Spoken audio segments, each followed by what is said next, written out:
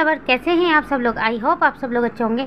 मैं आपकी author narrator प्रीति आप लोगों के लिए फिर से एक वन सेट एफएफ लेकर आई हूँ, जिस एफएफ को मैं ईजान फीस्ट कंपटीशन में देने वाली हूँ। इस बार ईजान फीस्ट कंपटीशन का टॉपिक है कॉमेडी वेडिंग, तो मैं उसी पर एक स्टोरी लेकर आई हूँ।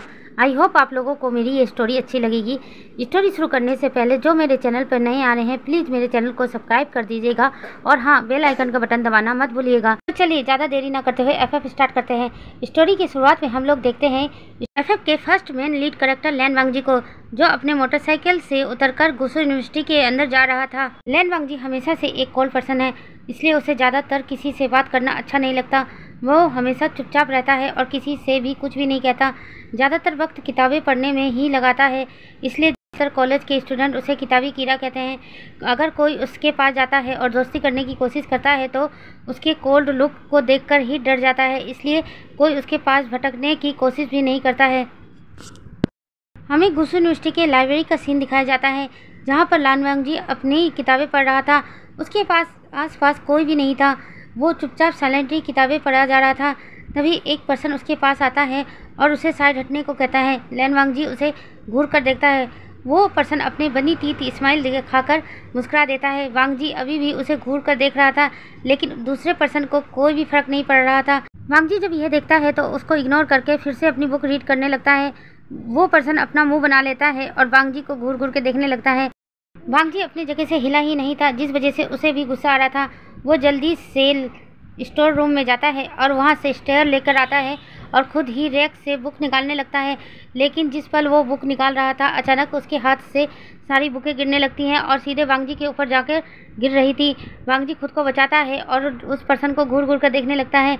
वो पर्सन फिर से अपनी बनी टीथ स्माइल देता है और कहता है, सॉरी, मैंने तो हटने को कहा था, लेकिन तुम तो हटे ही नहीं, इसलिए सारी किताबें तुम्हारे ऊपर गिर गई। वांगजी उसे कुछ नहीं कहता, अपनी बुक लेता है और वहाँ से बाहर चला जाता है।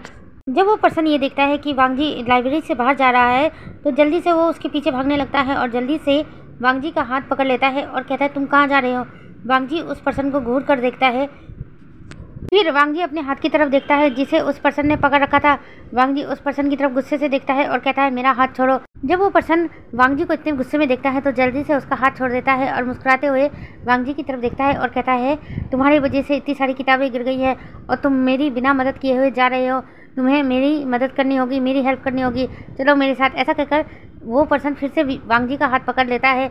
वांगजी उस गुस्से से उसकी तरफ देख रहा था, लेकिन वो वांगजी की तरफ देखता नहीं है और वांगजी को सीधे लाइब्रेरी के अंदर ले जाता है और वांगजी के हाथ को छोड़ देता है और मुस्कुराता है और कहता है, देखो कितनी सारी किताबें गिर गई हैं। वांगजी अभी भी गुस्से से उसकी तरफ देख रहा था।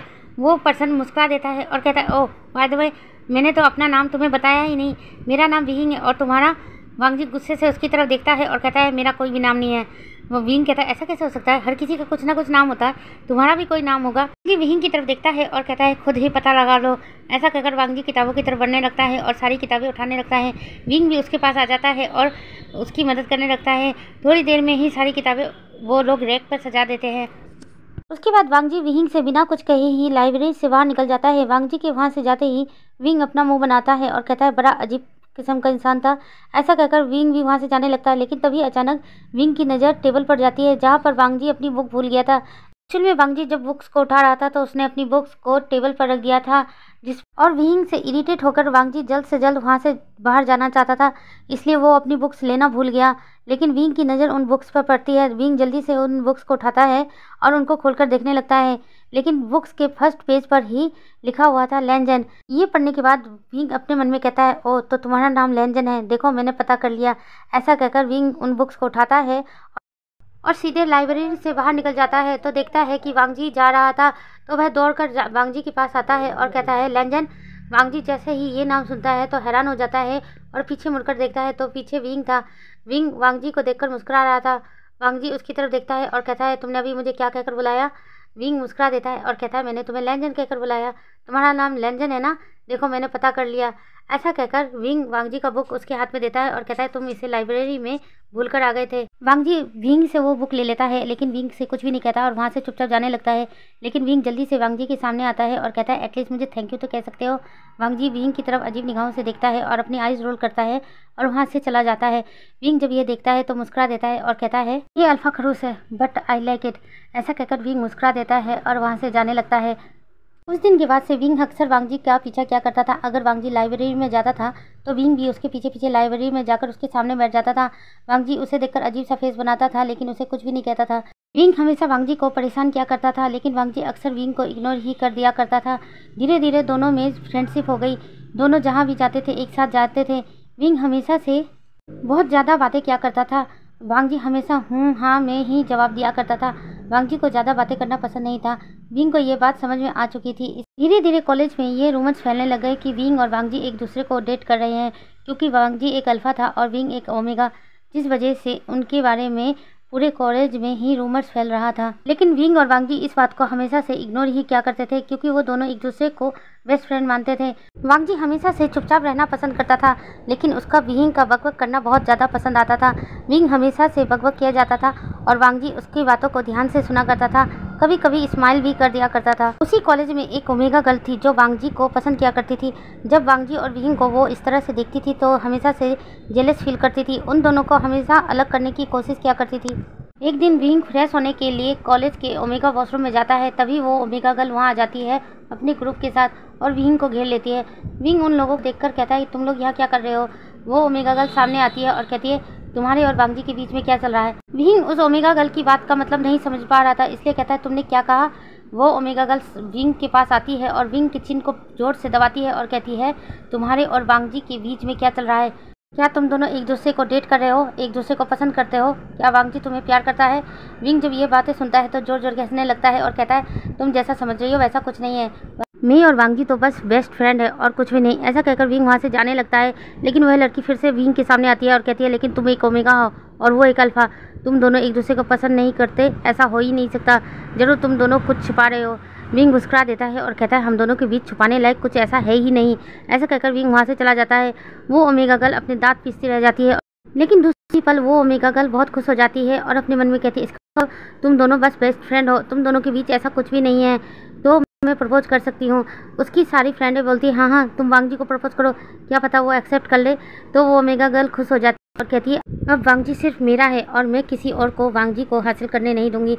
ऐसा कहकर वो एक डेविल स्माइल करती है। तभी उसकी एक फ्रेंड कहती है कि बहुत जल्द वैलेंटाइन डे का दिन आने वाला है, क्यों ना तुम उसी दिन उसको प्रपोज करो। जब वो गर्ल ये सुनती है तो खुश हो जाती है और कहती है तुमने ठीक कहा, मैं उसी दिन उसे प्रपोज करूंगी। उस दिन के बाद से वो ओमेगा गर्ल वैलेंटाइन डे का इंतजार कर रही थी और अपनी तैयारी में लग जाती है। उसने अपने फादर से कहकर वैलेंटाइन डे के एक दिन पहले पूरे ही कॉलेज को सजवा दिया था, क्योंकि उसके फादर इस शहर के सबसे बड़े बिजनेसमैन थे। वैलेंटाइन डे के दिन वांगजी अकेला ही कॉलेज आता है। वांगजी के पास विंग का कॉल आया था कि वो कुछ दिनों के लिए कॉलेज नहीं आ रहा है। जब वांगजी ये सुनता है तो हैरान हो जाता है और कहता है क्यों तुम कुछ दिनों के लिए कॉलेज क्यों नहीं आ रहे हो। तो विंग बताता है कि उसकी हीट आने वाली है, इसलिए वो 4-5 दिन के लिए अपने रूम में ही रहने वाला है, अपने रूम से बाहर नहीं आएगा। वांगजी विंग की बात समझ जाता है और कहता है ठीक है कॉलेज आता है, तुम अपने रूम में ही रेस्ट करो, अगर तुम्हें किसी चीज़ की जरूरत हो तो मुझे बता देना, मैं तुम्हारी हेल्प कर दूंगा। विंग मुस्कुरा कर कहता है ठीक है मैं बता दूंगा। ऐसा कहकर विंग फोन कट कर देता है और उसके बाद मन ही मन में मुस्कुराता है और कहता है फिलहाल तो मुझे तुम्हारी ज़रूरत है वांगजी, लेकिन जानता हूँ जब तक तुम खुद अपने मुंह से नहीं कहोगे कि तुम मुझसे प्यार करते हो तब तक मैं भी नहीं कहूँगा, तब तक मैं भी तुम्हें बस अपना फ्रेंड मानूंगा, जस्ट फ्रेंड, बेस्ट फ्रेंड। ऐसा कहकर विंग अपने मन ही मन मुस्कुरा रहा था। जैसे ही वांगजी कॉलेज में एंटर होता है तभी अचानक से उसके ऊपर फूलों की बारिश होने लगती है। वांगजी ये देखकर हैरान हो जाता है और अपने आसपास देखने लगता है।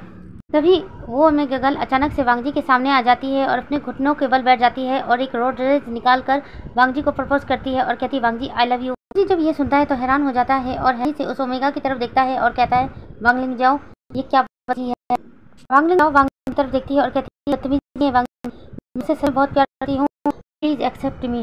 वांगजी गुस्से से वांगलिंग जाओ की देखता है और कहता है मैं तुमसे नहीं करता तो तुम्हें कैसे एक्सेप्ट कर, मैं तुम्हें रिजेक्ट करता हूँ। ऐसा वांगजी वहाँ से जाने है, लेकिन वांगलिंग जाओ वांगजी का हाथ पकड़ लेती है। वांगजी गुस्से से वांगलिंग जाओ की तरफ देखता है और कहता है ये क्या बदतमीजी है, मेरा हाथ छोड़ो, तुम्हें पता है ना मुझे किसी का टच पसंद नहीं है। वांगलिंग जाओ जब ये सुनती है तो वो भी गुस्से से वांगजी की तरफ देखती है और कहती है अच्छा तो तुम्हें मेरा टच पसंद नहीं आ रहा है, लेकिन उस विंग का तो टच बहुत अच्छी तरह पसंद आता है, वो तो तुम्हें हमेशा छूता रहता है, टच करता रहता है, उसके साथ तुम हर जगह घूमते रहते हो, क्या तुम्हें वो ओमेगा पसंद है। वांगजी गुस्से से वांगलिंग जाओ की तरफ देखता है और कहता है मुझे वो पसंद हो या ना पसंद हो ये मेरा पर्सनल मैटर है, ये मैं तुम्हें क्यों बताऊं। ऐसा कहकर वांगजी वहाँ से जाने लगता है। वांगलिंग जाओ वांगजी के सामने आ जाती है और कहती है ऐसा क्या है उसमें ओमेगा में जो तुम्हें उसे इतना पसंद करते हो। वांग जी गुस्से से वांग लिंगजाओ की तरफ देख रहा था। वांग लिंगजाओ एक स्मिक करती है और कहती है, मैं तुम्हें उससे भी ज़्यादा प्लेजर दे सकती हूँ, सेटिस्फाई करा सकती हूँ। वांग जी जब ये सुनता है तो वांग लिंगजाओ के ऊपर गुस्से से थप्पड़ मारने के लिए अपना हाथ खड़ा करता है, लेकिन बीच में ही रुक देता है और कहता है, मेरी मॉम ने मुझसे कहा है कि किसी भी ओमेगा या गर्ल पर हाथ मत उठाना, नहीं तो आज मैं तुम्हें नहीं छोड़ता। ऐसा कहकर वांग जी वहाँ से जाने लगता है। वांग लिंगजाओ वांग जी को जाता हुआ देख रही थी और गुस्से में अपने हाथ की मुट्ठियों को कस रही थी। कॉलेज वांग लिंगजाओ पर हंस रहा था क्योंकि वांग लिंगजाओ ने बहुत ज़्यादा तैयारी कर दी थी, लेकिन वांग जी ने तो उसे रिजेक्ट कर दिया। यह देखकर सभी उस पर हंस रहे थे। वांग लिंगजाओ को बहुत बुरा फील हो रहा था। वो गुस्से में वहाँ से चली जाती है। वांग लिंगजाओ सीधे अपने घर आती है और अपने कमरे में चली जाती है। उसके पीछे उसकी फ्रेंड्स भी आती हैं और उसको देखने लगती है। वांग लिंगजाओ गुस्से में अपना घर का सामान सारा इधर से उधर फेंक रही थी। उसकी फ्रेंड्स उसे रोकने की कोशिश करती है, लेकिन वांग लिंगजाओ को अभी बहुत गुस्सा आ रहा था। वो शांत होने का नाम नहीं ले रही थी। कुछ देर बाद वांग लिंगजाओ अपने आप को शांत करती है और अपनी फ्रेंड्स की तरफ देखती है और कहती है, ये सब उस विहिंग के बच्चे की वजह से हुआ है। मैं उसे नहीं छोड़ने वाली। मैं कुछ ऐसा करूंगी कि विहिंग कभी भी वांग जी के पास ना जा पाए। उसकी फ्रेंड जब ये सुनते हैं तो कहते हैं, तुम क्या करने वाली हो। वांग लिंगजाओ एक स्मिट करती है और कहती है, तुम लोग देखते जाओ मैं क्या करने वाली हूँ। इधर हम विहिंग के अपार्टमेंट का सीन देखते हैं। विहिंग अपने अपार्टमेंट में आराम कर रहा था क्योंकि उसकी हीट आ चुकी थी, इसलिए उसने अपने अपार्टमेंट को पूरी तरह से लॉक करके अपने रूम में रेस्ट कर रहा था और अपने पेन को बर्दाश्त कर रहा था और मेडिसिन लेकर रेस्ट करने की कोशिश कर रहा था। लेकिन तभी अचानक विंग को महसूस होता है कि उसके अपार्टमेंट का दरवाज़ा खुला है। विंग हैरान हो जाता है और सोचता है, इस वक्त कौन आ सकता है उसके अपार्टमेंट में। उसने इसे अंदर से लॉक किया था, लेकिन तभी अचानक उसे कई सारे अल्फाओं के फेरोमोन्स महसूस होते हैं, जिसे महसूस करने के बाद विंग घबरा जाता है और अपने मन में सोचने लगता है कि ये तो बहुत सारे अल्फा हैं और मेरे अपार्टमेंट में क्या कर रहे हैं। विंग को कुछ समझ में नहीं आ रहा था वो क्या करे। वो जल्दी से अपना फ़ोन लेता है और वांग जी को कॉल कर देता है। वांग जी जल्दी से फ़ोन पिक करता है। विंग बताता है कि वांग जी, मेरे अपार्टमेंट में कई सारे अल्फा आ चुके हैं, मैं क्या करूं, मुझे कुछ समझ में नहीं आ रहा और मैं हीट में भी हूं। वांग जी जब ये सुनता है तो हैरान हो जाता है और कहता है, विंग किसी तरह से तुम वहाँ से बाहर निकलने की कोशिश करो, मैं आ रहा हूँ तुम्हें बचाने के लिए। विंग ठीक है कहकर फ़ोन काट देता है, लेकिन तभी उसे महसूस होता है कि वो अल्फ़ा उसके रूम का दरवाज़ा खोलने की कोशिश कर रहे हैं। विंग जल्दी से दरवाजे के पीछे छुप जाता है। जैसे ही वो सारे अल्फ़ा रूम का दरवाज़ा खोलते हैं, विंग चुपके से दरवाजे के पीछे से निकलता है और उसी रूम के गेट को दरवाजे को लॉक लगा देता है और अपार्टमेंट से बाहर भाग जाता है। गाइस, अगर तुम्हें मेरी आवाज़ में कुछ चेंजेस नज़र आए तो उसे इग्नोर करना, क्योंकि मेरा गला बैठ चुका है और मुझे ठंड भी लगी है, बुखार भी है, जिस वजह से मेरी आवाज़ इस तरह से हो गई है, तो प्लीज़ एडजस्ट कर लेना। विंग अपार्टमेंट से बाहर तो आ गया था, लेकिन वो परेशान हो रहा था क्योंकि वो इस वक्त हीट में है और उसकी स्मेल कई अल्फाओं को ट्रिगर कर सकती है, इसलिए विंग खुद को छुपाने की कोशिश कर रहा था। उधर वांग जी भी अपने अपार्टमेंट से बाहर आ चुका था और विंग को लेने के लिए जा रहा था। विंग जाकर पार्किंग एरिया में छुप जाता है और वांग जी को कॉल लगाने लगता है, लेकिन वांग जी उसका फ़ोन पिक नहीं करता, जिस वजह से विंग और भी परेशान हो जाता है। उधर वो सारे अल्फा भी विंग को ढूंढ रहे थे। ढूंढते ढूंढते वो लोग भी पार्किंग एरिया में आ जाते हैं। पार्किंग एरिया में जाने के बाद उन अल्फाओं को विंग के फेरोमोन महसूस होते हैं, तो वो विंग की तरफ बढ़ने लगते हैं। विंग उन लोगों को देखकर घबराने लगता है क्योंकि उसे पता है अगर इस वक्त वो लोग उसके ऊपर हमला करेंगे तो विंग उनको संभाल नहीं पाएगा, विंग खुद को बचा नहीं पाएगा, इसलिए विंग घबराए हुए रो रहा था। लेकिन तभी उसे अचानक वांग जी की बाइक की आवाज़ सुनाई देती है। विंग उस तरफ देखता है कि वांग जी आ चुका था। वांग जी को देखकर विंग बहुत ज़्यादा खुश हो जाता है और जल्दी से वांग जी की तरफ जाने लगता है, लेकिन तभी वो सारे अल्फा विंग को पकड़ लेते हैं और कहते हैं कि तुम इस तरह से हमसे बचकर नहीं जा सकते, आज तो हम तुम्हें टेस्ट करने वाले हैं। विंग घबरा रहा था और रो रहा था। उधर वांग जी भी विंग को देख लेता है और जल्दी से विंग के पास आ जाता है और उन अल्फाओं की तरफ गुस्से से देखने लगता है और कहता है, से सब वांग जी देखते और कहते हैं, कुछ हो रहे आपको पैसे दिए गए हैं इस साथ डोंग करने के लिए। वांग जी जब ये सुनता है तो हैरान हो जाता है और कहता है, किसने पैसे दिए हैं। तो वो सारे अल्फा कहते हैं, हम अपने ओनर का नाम नहीं बता सकते, लेकिन हम इसे इतनी आसानी से यहाँ से जाने नहीं दे सकते। वांग जी को अब गुस्सा आ जाता है। गुस्से में उन अल्फाओं की तरफ देखता है और एक एक करके उनको पीटना स्टार्ट कर देता है। विंग वांग जी के पीछे जाकर छुप जाता है और रो रहा था। वांग जी एक बार विंग को देखता है और एक बार उन अल्फाओं को देखता है और उनको मारना स्टार्ट कर देता है। कुछ देर में वांग जी उन सारे अल्फाओं को मार मार के भरता बना देता है। उसके बाद विंग की तरफ देखता है। विंग अभी भी घबराए हुए वांग जी की तरफ देख रहा था। वांग जी जल्दी से विंग के करीब जाता है। विंग जब देखता है कि वांग जी उसके पास आया तो वो जल्दी से वांग जी को हक कर लेता है और ज़ोर ज़ोर से रोने लगता है। वांग जी विंग की पीठ को थपथपाता है और कहता है, सब ठीक है, मैं आ गया हूँ। लेकिन तभी अचानक वांग जी की आंखें गोल्डन कलर में शाइन करने लगती है। वांग जी खुद पर कंट्रोल करता है और विंग से दूर होता है क्योंकि विंग के फेरोमोन्स की वजह से वांग जी का अल्फा ट्रिगर हो रहा था। वांग जी विंग से दूर होकर कहता है, विंग तुम्हें चलो मैं किसी से पर ले जाता हूँ। विंग वांग जी को हक कर लेता है, कहता है छोड़कर जाना, मैं नहीं रह पा, मुझे बहुत लग रहा है, कोई मेरे को चलेगा। वांग जी कहता है विंग से दूर हो, तुम का हो और मेरे तुम्हारी ही वजह से मेरा अल्फा टिगर है, और एक बार अल्फा टिगर तो मैं उसको रोक नहीं पाऊंगा, मैं तुम्हें नुकसान कर दूंगा। विंग वांग जी की तरफ देखता है, कहता है पहुंचा नुकसान, लेकिन मुझे अकेला छोड़ोगी, मैं अकेला तो मैं मरूंगा, ये मुझे डर लग रहा है। ऐसा कहकर विंग घबरा रहा था। वांग जी विंग की तरफ देखता है और कहता नहीं विंग, ये सब गलत है, मैं तुम्हारे साथ ऐसा कुछ नहीं कर सकता, तुम मेरे बेस्ट फ्रेंड हो। विंग कहता है क्या हम बेस्ट फ्रेंड से आगे नहीं बढ़ सकते वांग जी? क्या हम दोनों एक दूसरे से प्यार नहीं कर सकते? क्या तुम मुझसे प्यार नहीं कर सकते? ऐसा कहकर विंग वांग जी की तरफ बढ़ता है और वांग जी के होठों पर किस करना स्टार्ट कर देता है। वांग जी ये देखकर हैरान हो जाता है, लेकिन तभी अचानक वांग जी की आंखें फिर से गोल्डन कलर में शाइन करने लगती है। वांग जी भी विंग के किस का रिस्पॉन्स करने लगता है। वांग जी विंग की तरफ देखता है और कहता है विंग यहाँ नहीं, तुम्हारे अपार्टमेंट में। विंग भी हाँ। उसके बाद वांग जी विंग को ब्राइडल स्टार में कैरी करता है और विंग के अपार्टमेंट में ले जाता है और विंग को सीधे बेड पर पुश कर देता है। विंग वांग जी की तरफ देखने लगता है। वांग जी जल्दी से विंग के ऊपर आता है और विंग को किस करना स्टार्ट कर देता है। विंग भी वांग जी के किस का रिस्पॉन्स कर रहा था, दोनों एक दूसरे में खो रहे थे। विंग वांग जी की आंखों में देखता है जो अब पूरी तरह से गोल्डन में हो गया था, और वांग जी विंग की आंखों में देखता है जो इस वक्त सिल्वर कलर में शाइन कर रही थी। इतनी देर में वो दोनों एक दूसरे में खो जाते हैं और उन दोनों का एवरीडे मीन्स एवरीडे स्टार्ट हो जाता है।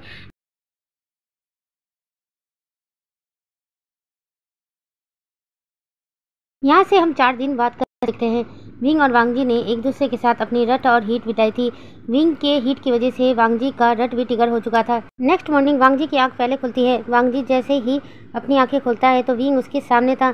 विंग को देख वांग जी के फेस पर एक हल्की सी स्माइल आ जाती है। विंग वांग जी के चेहरे को बार बार छू कर देख रहा था और विंग के चेहरे पर आए हुए बालों को हटा रहा था। विंग को जब ये महसूस होता है कि वांग जी उसे टच कर रहा है तो विंग अपनी आंखें खोलता है और वांग जी की तरफ देखता है और कहता है वांग जी अब मुझे सोने दो, 4 दिन से तुमने मुझे सोने नहीं दिया है, मैं काफ़ी थक चुका हूँ, अब मुझे नींद आ रही है, मुझे सोने दो। ऐसा कहकर विंग अपनी आंखें बंद कर लेता है। वांग जी जब ये सुनता है तो मुस्कुरा देता है और कहता है विंग अब हमें उठ जाना चाहिए, हम दोनों को फ्रेश हो जाना चाहिए, 4 दिन से हम दोनों ने कुछ भी खाया पिया नहीं है और तुमको भूख भी लगी होगी। विंग जब ये सुनता है तो अपनी आंखें खोल लेता है और कहता है हाँ भूख तो मुझे बहुत तेज़ लगी है, लेकिन मेरे शरीर में इतनी एनर्जी नहीं है कि मैं उठ सकूँ और फ्रेश हो सकूँ। वांग जी जब ये सुनता है तो मुस्कुरा देता है और जल्दी से उठ जाता है और विंग को ब्राइडल स्टाइल में कैरी कर लेता है और वॉशरूम की तरफ जाने लगता है। विंग जब ये देखता है तो कहता है वांग जी क्या कर रहे हो? वांग जी कहता है मैं तुम्हारी मदद कर रहा हूँ और मुझे पता है तुम इस वक्त बहुत पेन में हो, तुम वॉशरूम में नहीं जा सकते, पहले फ्रेश हो जाओ, कुछ खा लो, उसके बाद मैं तुम्हें मेडिसिन देता हूँ। विंग कुछ भी नहीं कहता। उसके बाद वांग जी विंग को वॉशरूम के अंदर ले जाता है, खुद भी फ्रेश होता है और विंग को भी फ्रेश होने में मदद करवाता है। थोड़ी देर बाद वो दोनों वॉशरूम से बाहर आते हैं। वांग जी ऑनलाइन कुछ खाने के लिए ऑर्डर करता है, ऑर्डर भी आता है, बाद दोनों मिलकर डिनर करते हैं। विंग की तरफ देखता है अभी में पेन है, विंग हाँ दिलाता है। उसके बाद कहता है मेडिसिन का उसका, तो विंग करता है कबर्ड की तरफ। वांग जी जल्दी से कबर्ड के पास जाता है और मेडिसिन बॉक्स लेकर आता है, उसमें से पेन किलर निकाल कर विंग को देता है। विंग मेडिसिन ले लेता है। कुछ देर के लिए विंग फिर से लेट जाता है। वांग जी विंग की तरफ देखता है और कहता है कि तुम सो क्यों रहे हो, उठ जाओ, कॉलेज नहीं जाना है क्या? विंग वांग जी की तरफ देखता है और कहता है मैं आज कॉलेज नहीं जा सकता, ऐसी हालत में तो बिल्कुल नहीं, मैं कल से कॉलेज जाऊँगा, तुम्हें जाना है तो तुम कॉलेज जा सकते हो। वांग जी विंग की तरफ देखता है और कहता है तुम्हें ऐसी हालत में तो छोड़कर बिल्कुल नहीं जा सकता, तो मैं भी आज कॉलेज नहीं जाऊँगा। विंग जब ये सुनता है तो हैरान हो जाता है और कहता है कि तुम मेरी वजह से कॉलेज नहीं जा रहे हो? वांग जी हाँ में सर हिलाता है और कहता है आज की एक दिन की पढ़ाई छूट जाए कोई बात नहीं, लेकिन तुम्हारा ख्याल रखना मेरी जिम्मेदारी है, अब से तुम मेरी जिम्मेदारी हो विंग। विंग जब ये सुनता है तो मुस्कुरा देता है और वांग जी की तरफ देखता है और कहता है क्या सच में तुम मेरी वजह से नहीं जाओगे? वांग जी हाँ में सर हिलाता है। उसके बाद वांग जी विंग के करीब आता है और उसके पास बैठ जाता है। वांग जी और विंग एक दूसरे की आंखों में देख रहे थे। विंग कहता है वांग जी विंग की तरफ देखता है और कहता है बोलो विंग क्या कहना है? विंग वांग जी की तरफ देखकर मुस्कुरा देता है और कहता है थैंक यू मुझे बचाने के लिए, मेरा तो दिल सोचकर ही बैठा जा रहा है, अगर उस वक्त तुम सही समय पर वहाँ नहीं पहुँच जाते तो मेरे साथ क्या हो जाता। वांग जी जल्दी से विंग के होठों पर अपनी उंगली रखता है और कहता है मैं तुम्हें कुछ होने नहीं देता विंग, अगर तुम्हें कुछ हो जाता तो मैं भी मर जाता। विंग हैरानी से वांग जी की तरफ देखने लगता है और कहता है ऐसा क्यों? वांग जी विंग की तरफ देखता है और कहता है क्योंकि मैं तुमसे प्यार करता हूँ। ऐसा कहते हुए वांग जी अटक रहा था। विंग वांग जी की तरफ देखता है और कहता है क्या कहा तुमने?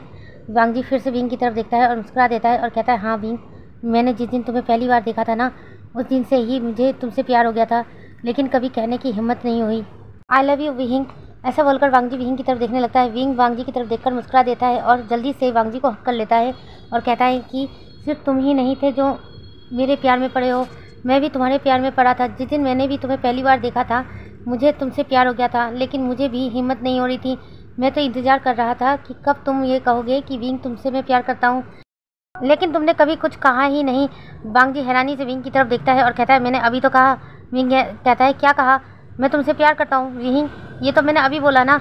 विंग कहता है अभी बोला है, पहले तो नहीं बोला था ना। ऐसा कहकर विंग उठकर बैठ जाता है और वांग जी की तरफ देखने लगता है और कहता है कि तुमने मुझसे अब कहा है, तुम पहले कह देते तो बिगड़ जाता तुम्हारा। वांग जी कहता है हर चीज़ के कहने का वक्त होता है विंग, मैं तो बस इंतजार था कि कब तुम कन्फेस करोगे, लेकिन तुमने नहीं किया तो मैंने भी नहीं किया। सॉरी गाइस, मैंने कई जगह गलती कर दी है। एक्चुअली में विंग को पता ही नहीं कि वांग जी का नाम वांग जी है। विंग वांग जी को लैंजन कहकर ही बुलाता है, लेकिन मैंने कई जगह मिस्टेक कर दी, लैंजन की जगह वांग जी बोल दिया है, तो आप लोग एडजस्ट कर लेना। विंग वांग जी की तरफ देखकर स्माइल करता है और कहता है मैंने क्या नहीं किया। वांग जी मुस्कुराता है और कहता है लव कन्फेस। देखो मैंने अपना लव कन्फेस कर दिया, लेकिन तुमने अभी तक नहीं किया है। विंग वांग जी की तरफ देखता है और कहता है आई लव यू लैंजन। जब वांग जी ये सुनता है तो मुस्कुरा देता है और जल्दी से विंग को हक कर लेता है। वांग जी और विंग एक दूसरे से अलग होते हैं। वांग जी विंग की तरफ देखता है और कहता है आज तो तुम कॉलेज जाने वाले नहीं हो, मैं भी नहीं जाने वाला हूँ, तो हम कहीं घूमने चले। विंग जब ये सुनता है तो जल्दी से खड़ा हो जाता है और वांग जी की तरफ देखता है और कहता है हाँ चलो चलते हैं। वांग जी ये देखकर हैरान हो जाता है और कहता है विंग अभी तो कुछ देर पहले तुम्हें बहुत पेन हो रहा था ना। विंग वांग जी की तरफ देखकर मुस्कुरा देता है और कहता है कि अभी तो तुमने पेन किलर दिया था, उससे मेरा पेन ठीक हो गया है, और आज हम लोग डेट पे जा रहे हैं। आज हमारी पहली डेट है, तो मैं इसको कैसे मिस कर सकता हूँ। वांग जी हैरानी से विंग की तरफ देखता है और कहता है हम लोग डेट पे जा रहे हैं। विंग हाँ में सर हिलाता है और कहता है कि हाँ, आज हम दोनों ने एक दूसरे का लव कन्फेस किया है, तो आज हम पहली बार एक दूसरे के साथ एज ए लवर जा रहे हैं। इससे पहले भी हम लोग कई बार घूमने जा चुके हैं, लेकिन बेस्ट फ्रेंड बनकर, लेकिन आज हम दोनों एज ए लवर बनकर घूमेंगे, बहुत मज़ा आने वाला है। ऐसा कहकर विंग अपने कबर्ड की तरफ बढ़ जाता है और अपने लिए कुछ कपड़े निकालने लगता है। वांग जी विंग की तरफ देखता है और कहता है विंग तुम्हारे पास तो तुम्हारे कपड़े हैं, लेकिन मेरे पास तो कपड़े नहीं हैं, उसके लिए मेरे अपार्टमेंट में जाना पड़ेगा। विंग कहता है तो ठीक है, एक बार मैं रेडी हो जाता हूँ, उसके बाद हम दोनों चलते हैं। थोड़ी देर में ही विंग रेडी हो जाता है और वांग जी की तरफ देखता है और कहता है चलो चलते हैं। वांग जी कहता है। उसके बाद वो दोनों विंग के अपार्टमेंट से बाहर आ जाते हैं। वांग जी अपनी बाइक के पास आता है, विंग भी उसके पास आकर खड़ा हो जाता है। वांग जी अपना बाइक स्टार्ट करता है, विंग उसके पीछे जाकर उसे हक करके बैठ जाता है। वांग जी के फेस पर ये एक स्माइल आ जाती है। उसके बाद विंग और वांग जी के अपार्टमेंट में पहुंच जाते हैं। वांग जी के अपार्टमेंट में पहुंचने के बाद वांग जी जल्दी से अपने रूम में जाता है और कपड़े चेंज करके बाहर आ जाता है। विंग वांग जी की तरफ देखकर मुस्कुरा रहा था, क्योंकि वांग जी ने आज कुछ अलग तरीके से कपड़े ड्रेसिंग किए थे, जिसमें वांग जी बहुत ज़्यादा ही हैंडसम लग रहा था। ये देखकर विंग के फेस पर एक स्माइल आ जाती है और कहता है मुझे नहीं पता था मेरा बॉयफ्रेंड इतना हैंडसम है। वांग जी विंग की तरफ देखता है और कहता है मैं तो पहले से ही हैंडसम था। विंग कहता है नहीं, पहले तुम बेकार लगते थे, लेकिन आज तुम कुछ ज़्यादा ही हैंडसम लग रहे हो। ऐसा कहकर विंग वांग जी के करीब आता है और वांग जी के होठ पर एक क्विक किस कर लेता है। वांग जी जब ये देखता है तो मुस्कुरा देता है, लेकिन कहता है इतने से मेरा क्या होगा। विंग हैरानी से वांग जी की तरफ देखता है और कहता है तुम्हारे कहने का मतलब क्या है। वांग जी कहता है ये बहुत छोटा है, लेकिन मुझे बड़ा वाला चाहिए। ऐसा कहकर वांग जी खुद विंग के करीब आता है और विंग के होठों पर किस करना स्टार्ट कर देता है। थोड़ी देर बाद विंग भी वांग जी के किस का रिस्पॉन्स करने लगता है। लगभग 5 मिनट एक दूसरे के होठों को कैंडी की तरह खाने के बाद विंग और वांग जी एक दूसरे से अलग होते हैं। विंग और वांग जी दोनों ही गहरी गहरी सांसें ले रहे थे। वांग जी और विंग एक दूसरे की तरफ देखकर मुस्कुरा रहे थे। उसके बाद विंग वांग जी की तरफ देखकर मुस्कुराता है और कहता है मुझे नहीं पता था कि मेरा बॉयफ्रेंड इतना रोमांटिक है। वांग जी कहता है मैं हमेशा से रोमांटिक था। विंग कहता है कहीं रोमांटिक नहीं थे, तुम्हें देखकर ऐसा लगता था कि जैसे कोई स्टैचू खड़ा है जिसमें कोई भी इमोशन नहीं है, ना तुम मुस्कुराते थे ना हंसते थे, तुम अजीब ही निगाहों से देखते थे। वांग जी विंग की तरफ देखता है और कहता है अच्छा जी मैं एक स्टैचू। विंग हाँ में सर हिलाता है और वहाँ से भागने की कोशिश करता है। वांग जी भी जल्दी से विंग के पास आता है और विंग को टिकलिंग करना स्टार्ट कर देता है। दोनों जोर जोर के हंस रहे थे। उसके बाद वांग जी विंग की तरफ देखता है और कहता है चलो चलते हैं। विंग हाँ में सर हिलाता है। उसके बाद दोनों ही अपनी फर्स्ट डेट पर निकल जाते हैं। वांग जी और विंग मार्केट में घूमते हैं, स्ट्रीट फूड खाते हैं। उसके बाद वांग जी विंग की तरफ देखता है और कहता है विंग तुम्हें और कहाँ जाना है। विंग वांग जी की तरफ देखता है और कहता है कि मुझे सी बीच पर जाना है, मुझे वहाँ पर घूमना बहुत पसंद है। वांग जी कहता है ठीक है फिर चलते हैं। उसके बाद वांग जी विंग को सी बीच पर ले जाता है। वांग जी और विंग एक दूसरे का हाथ पकड़ के एज ए लवर की तरह वहाँ घूम रहे थे, मुस्कुरा रहे थे, कभी खेल रहे थे। विंग सी बीच पर जाकर कैसल बनाने लगता है रेत का। वांग जी भी उसकी हेल्प करता है। दोनों ही बहुत ज़्यादा खुश थे। सी बीच पर वांग जी और विंग एंजॉय कर रहे थे। वांग की नज़र बार बार विंग की लिप्स पर रही थी और के मुंह की वजह से उसका एक्ट हो रहा था। बार विंग को किसी को मन कर रहा था, ऐसी साफ जाती है। वांग जी देखते और वांग जी विंग की तरफ। वांग जी कहता है कि विंग चलो घर चलते हैं। विंग कहता है हाँ जाएंगे, लेकिन थोड़ी देर बाद। ऐसा कहकर विंग वांग जी की तरफ बढ़ता है। वांग जी हैरान होता है कि विंग इस तरह से उसकी क्यों बढ़ रहा है। विंग वांग जी की तरफ बढ़ता है और उसके होठों पर एक किस कर लेता है। वांग जी विंग की तरफ देखकर मुस्कुरा देता है और कहता है कि तुम हमेशा मुझे इतना छोटा सा किस क्यों देते हो, मुझे पसंद नहीं आता। ऐसा कहकर वांग जी खुद ही विंग को किस करने लगता है। विंग भी वांग जी के किस का रिस्पॉन्स कर रहा था। उसके कुछ देर बाद वांग जी और विंग एक दूसरे से अलग होते हैं। वांग जी विंग की तरफ देखता है और कहता है, विंग कहाँ जाना है, हमारे अपार्टमेंट में या मेरे अपार्टमेंट में। विंग वांग की तरफ देखकर मुस्कुराता है और कहता है, तुम्हारे अपार्टमेंट में। वांग जी जब ये सुनता है तो मुस्कुरा देता है और कहता है, तो फिर ठीक है, चलो चलते हैं। ऐसा कहकर वांग जी विंग का हाथ पकड़ता है। उसके बाद वांग जी विंग को अपने अपार्टमेंट में लेकर आता है। ऐसे ही वांग जी अपनी बाइक पार्किंग एरिया में लगाता है। विंग की तरफ देखकर मुस्कुरा देता है। विंग वांग जी की इस मुस्कुराहट का मतलब नहीं समझ पा रहा था। वांग जी जल्दी से विंग के पास आता है और विंग को ब्राइडल स्टाइल में कैरी कर लेता है। विंग ये देखकर हैरान हो जाता है और कहता है, लेजेंड ये तुम क्या कर रहे हो, लोग देख लेंगे, क्या कहेंगे। वांग जी विंग की तरफ देखकर मुस्कुरा देता है और कहता है, लोगों के कहने से मुझे कोई फर्क नहीं पड़ता, तुम मेरे बॉयफ्रेंड हो और मैं तुम्हारा बॉयफ्रेंड, मुझे बस इस बात से फर्क पड़ता है। ऐसा कहकर वांग जी अपने अपार्टमेंट की तरफ बढ़ने लगता है। विंग वांग जी की तरफ देखता है और कहता है, लेजेंड मुझे नीचे उतारो, मुझे डर लग रहा है कहीं मैं गिर गया तो। वांग जी विंग की तरफ देखता है और कहता है कि तुम्हारा बॉयफ्रेंड इतना कमजोर नहीं है जो तुम्हें गिरा देगा। कहकर वांग जी विंग को अपने अपार्टमेंट में लेकर आता है और सीधे अपने रूम में चला जाता है और विंग को सीधे बेड पर फेंकता है। विंग के कमर में लगता है और विंग वांग जी की तरफ देखता है और कहता है, लेजेंड ये क्या कर रहे हो। वांग जी जल्दी से विंग के ऊपर आ जाता है और कहता है, वही जो हमने इन 3-4 दिनों में किया है। विंग जब ये सुनता है तो हैरान हो जाता है और कहता है, बिल्कुल नहीं, वैसे ही मेरी कमर में दर्द है, मैं अब बर्दाश्त नहीं कर पाऊंगा, मैं बहुत पेन में हूँ। वांग जी कहता है, कुछ भी नहीं होगा, और वैसे भी तुमने शेर के मुंह में खून लगा दिया है और शेर अब अपना शिकार किए बिना नहीं मानने वाला। ऐसा कहकर वांग जी विंग को किस करना स्टार्ट कर देता है। विंग पहले मना कर रहा था लेकिन बाद में विंग भी वांग जी को रिस्पॉन्ड देने लगता है। थोड़ी देर बाद ही उनका एवरीडे मीन्स एवरीडे स्टार्ट हो जाता है। यहाँ से हम नेक्स्ट मॉर्निंग का सीन देखते हैं। वांग जी हमेशा की तरह पहले उठ जाता है तो उसके सामने विंग था। विंग को देखकर वांग जी के फेस पर स्माइल आ जाती है। वांग जी जल्दी से विंग की तरफ बढ़ता है और उसके फोrehead पर एक किस करके बेड से उठ जाता है और सीधे वॉशरूम में जाता है फ्रेश होने के लिए। फ्रेश होने के बाद वह बाहर आता है और सीधे किचन में जाता है अपने और विंग के लिए कुछ बनाने के लिए। ब्रेकफास्ट बन जाने के बाद वांग जी अपने रूम में आता है और विंग को जगाने लगता है। विंग उठकर बैठ जाता है और वांग जी को घूर घूर कर देख रहा था। वांग जी जब ये देखता है कि विंग उसे घूर घूर के देख रहा है तो विंग से कहता है, क्या हुआ विंग, तुम मुझे इस तरह से क्यों देख रहे हो। विंग गुस्से से वांग जी की तरफ देखता है और कहता है, लेजेंड कल जब रात को मैं तुम्हें रुकने को कह रहा था तो तुम रुके क्यों नहीं। तुम्हें पता है मुझे कितनी तकलीफ़ हो रही थी और अभी भी मुझे तकलीफ़ हो रही है, मैं ठीक से चल भी नहीं पाऊँगा, इतना दर्द हो रहा है मुझे। वांग जी विंग की तरफ देखकर मुस्कुरा देता है और कहता है, मैं तुम्हारी मदद करता हूँ ना, उसके बाद मैं मेडिसिन दे दूँगा तो तुम्हारा पेन चला जाएगा। वांग जी की बात सुनकर विंग अपना मुंह बना लेता है। उसके बाद वांग जी विंग को ब्राइडल स्टाइल में कैरी करके वॉशरूम में ले जाता है और उसको फ्रेश होने में मदद करता है और बाहर लाकर उसे फिर ब्रेकफास्ट देता है। उसके बाद विंग को मेडिसिन देता है। विंग मेडिसिन ले लेता है और वांग जी की तरफ देखता है और कहता है, अब क्या। वांग जी कहता है, अब क्या, कॉलेज नहीं जाना।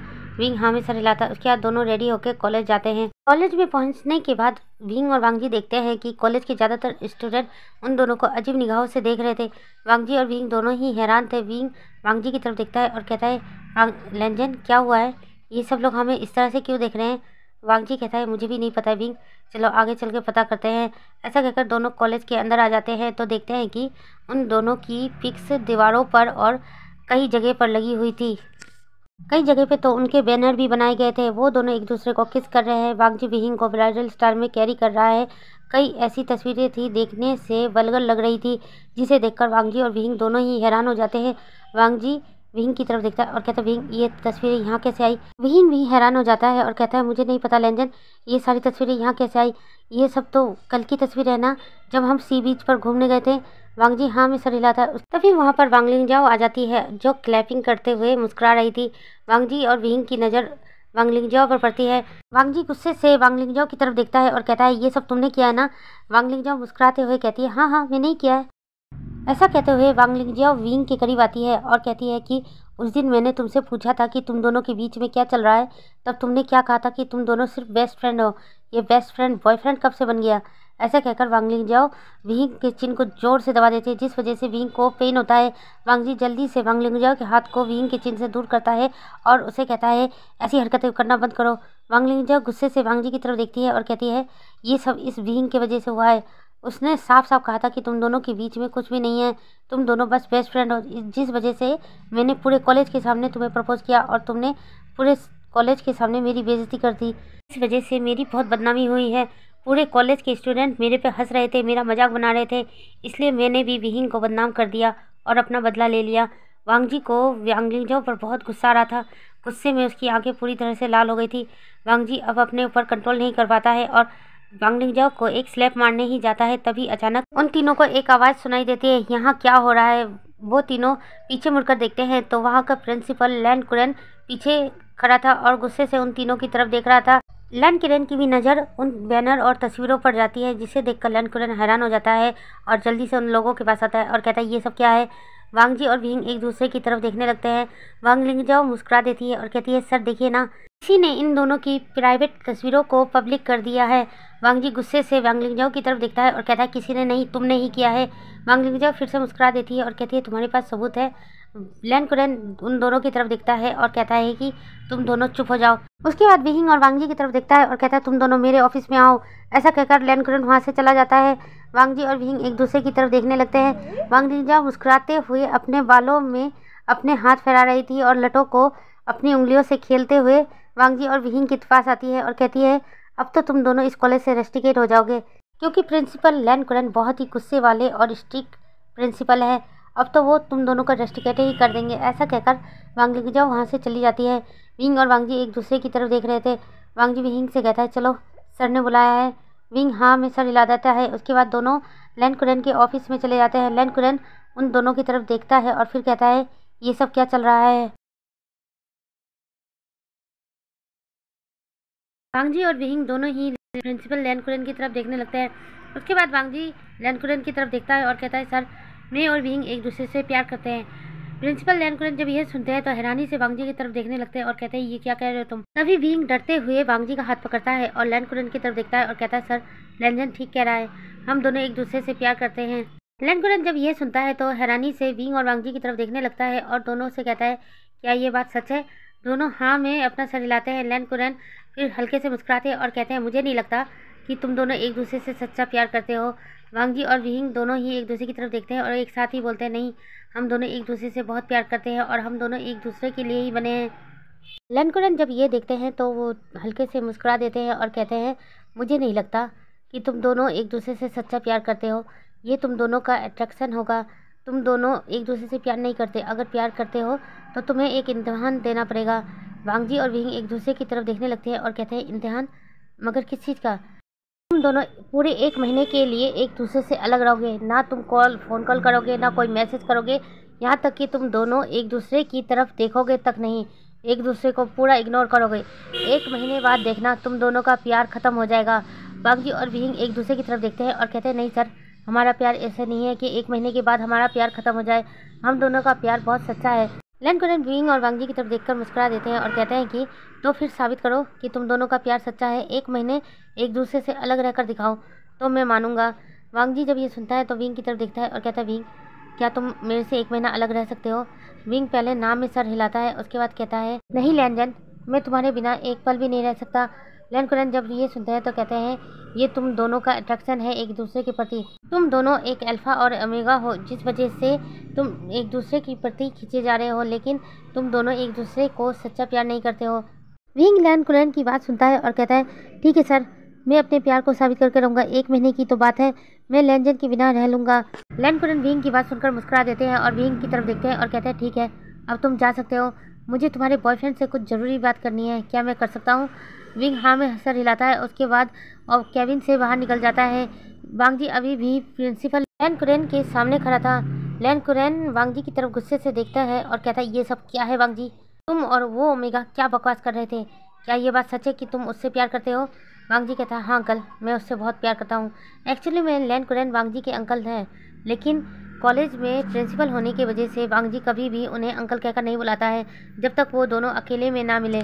कुरेन जब ये सुनते हैं तो गुस्से से वांग जी की तरफ देखने लगते हैं और कहते हैं, वांग जी, क्या तुम्हें पता नहीं है, तुम्हारे पेरेंट्स ने तुम्हारी शादी बचपन में ही तय कर दी थी और तुम्हें साफ साफ समझा दिया गया था कि तुम किसी ओमेगा या बीटा के करीब नहीं जा सकते, तो ये सब क्या है।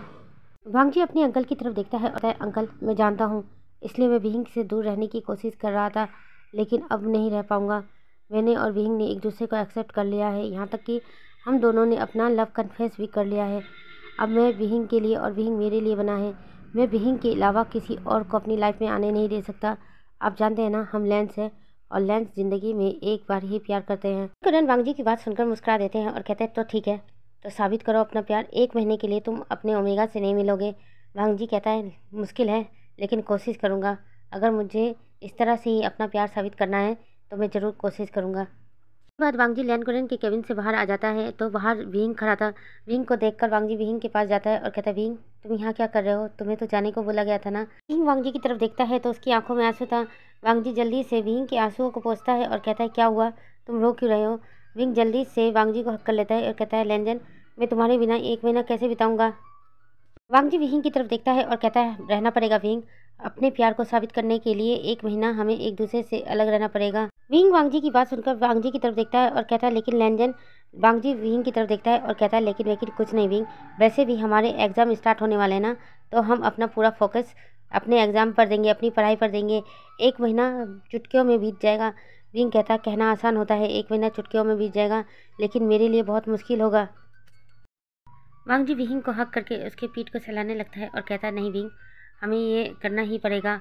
अपने प्यार को साबित करने के लिए हमें एक दूसरे से अलग रहना पड़ेगा। बस 1 महीने की बात है, उसके बाद हम दोनों दोबारा मिलेंगे। विंग कहता है फिर कहाँ मिलेंगे हम लोग?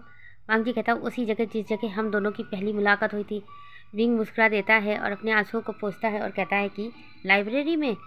वांग जी हाँ में सर हिलाता है। उसके बाद दोनों एक दूसरे का हाथ पकड़कर जाने लगते हैं। तभी लैन कुरन अपने ऑफिस से बाहर आ जाता है और उन दोनों को साथ में देखता है तो कहता है तुम दोनों ने तो मुझसे वादा किया था ना 1 महीना एक दूसरे से अलग रहोगे। वांग जी और विंग लैन कुरन की तरफ देखते हैं और मुस्कुरा देते हैं और कहते हैं हाँ सर, कहा था वो दिन कल से स्टार्ट होने वाला है। आज का दिन तो हम दोनों एक दूसरे के साथ रह ही सकते हैं ना। ऐसा कहकर वांग जी विंग की तरफ देखता है। विंग भी हाँ में सर हिलाता है। लैन कुरन उसके बाद कुछ नहीं कहते और अपने ऑफिस रूम में वापस चले जाते हैं। उसके बाद विंग और वांग जी आज का पूरा दिन एक दूसरे के साथ बिताते हैं। शाम को विंग और वांग जी एक दूसरे की बाहों में थे। वांग जी विंग की तरफ देखता है और कहता है विंग, कल से हम दोनों एक दूसरे के लिए अनजान होंगे पूरे 1 महीने के लिए। 1 महीने बाद हम दोनों उसी लाइब्रेरी में मिलेंगे जहाँ हमारी पहली मुलाकात हुई थी। लेकिन अगर तुम्हें मुझसे कुछ कहना है तो मेरी फेवरेट बुक में नोट्स रख देना, और अगर मुझे तुमसे कुछ कहना है तो मैं भी अपनी फेवरेट बुक में नोट्स रख दूंगा जिसे तुम बाद में पढ़ लेना। विंग हाँ में सर हिलाता है। उसके बाद विंग उठ जाता है और वांग जी की तरफ देखता है और कहता है 1 महीने के लिए मैं तुमसे मिल नहीं पाऊँगा, तुमसे बात नहीं कर पाऊँगा। तुम तो चुपचाप रहते हो, अकेले रहते हो, इसलिए तुम्हारा दिन तो बीत जाएगा लेकिन मेरा नहीं बीतने वाला। मुझे तो हमेशा तुमसे बात करने की आदत है। वांग जी विंग की तरफ देखता है और कहता है मुझे भी तो तुम्हारी आदत लग चुकी है विंग। कहने के लिए मैं चुपचाप रहता हूँ लेकिन मुझे तुम्हारा बोलना बहुत पसंद है।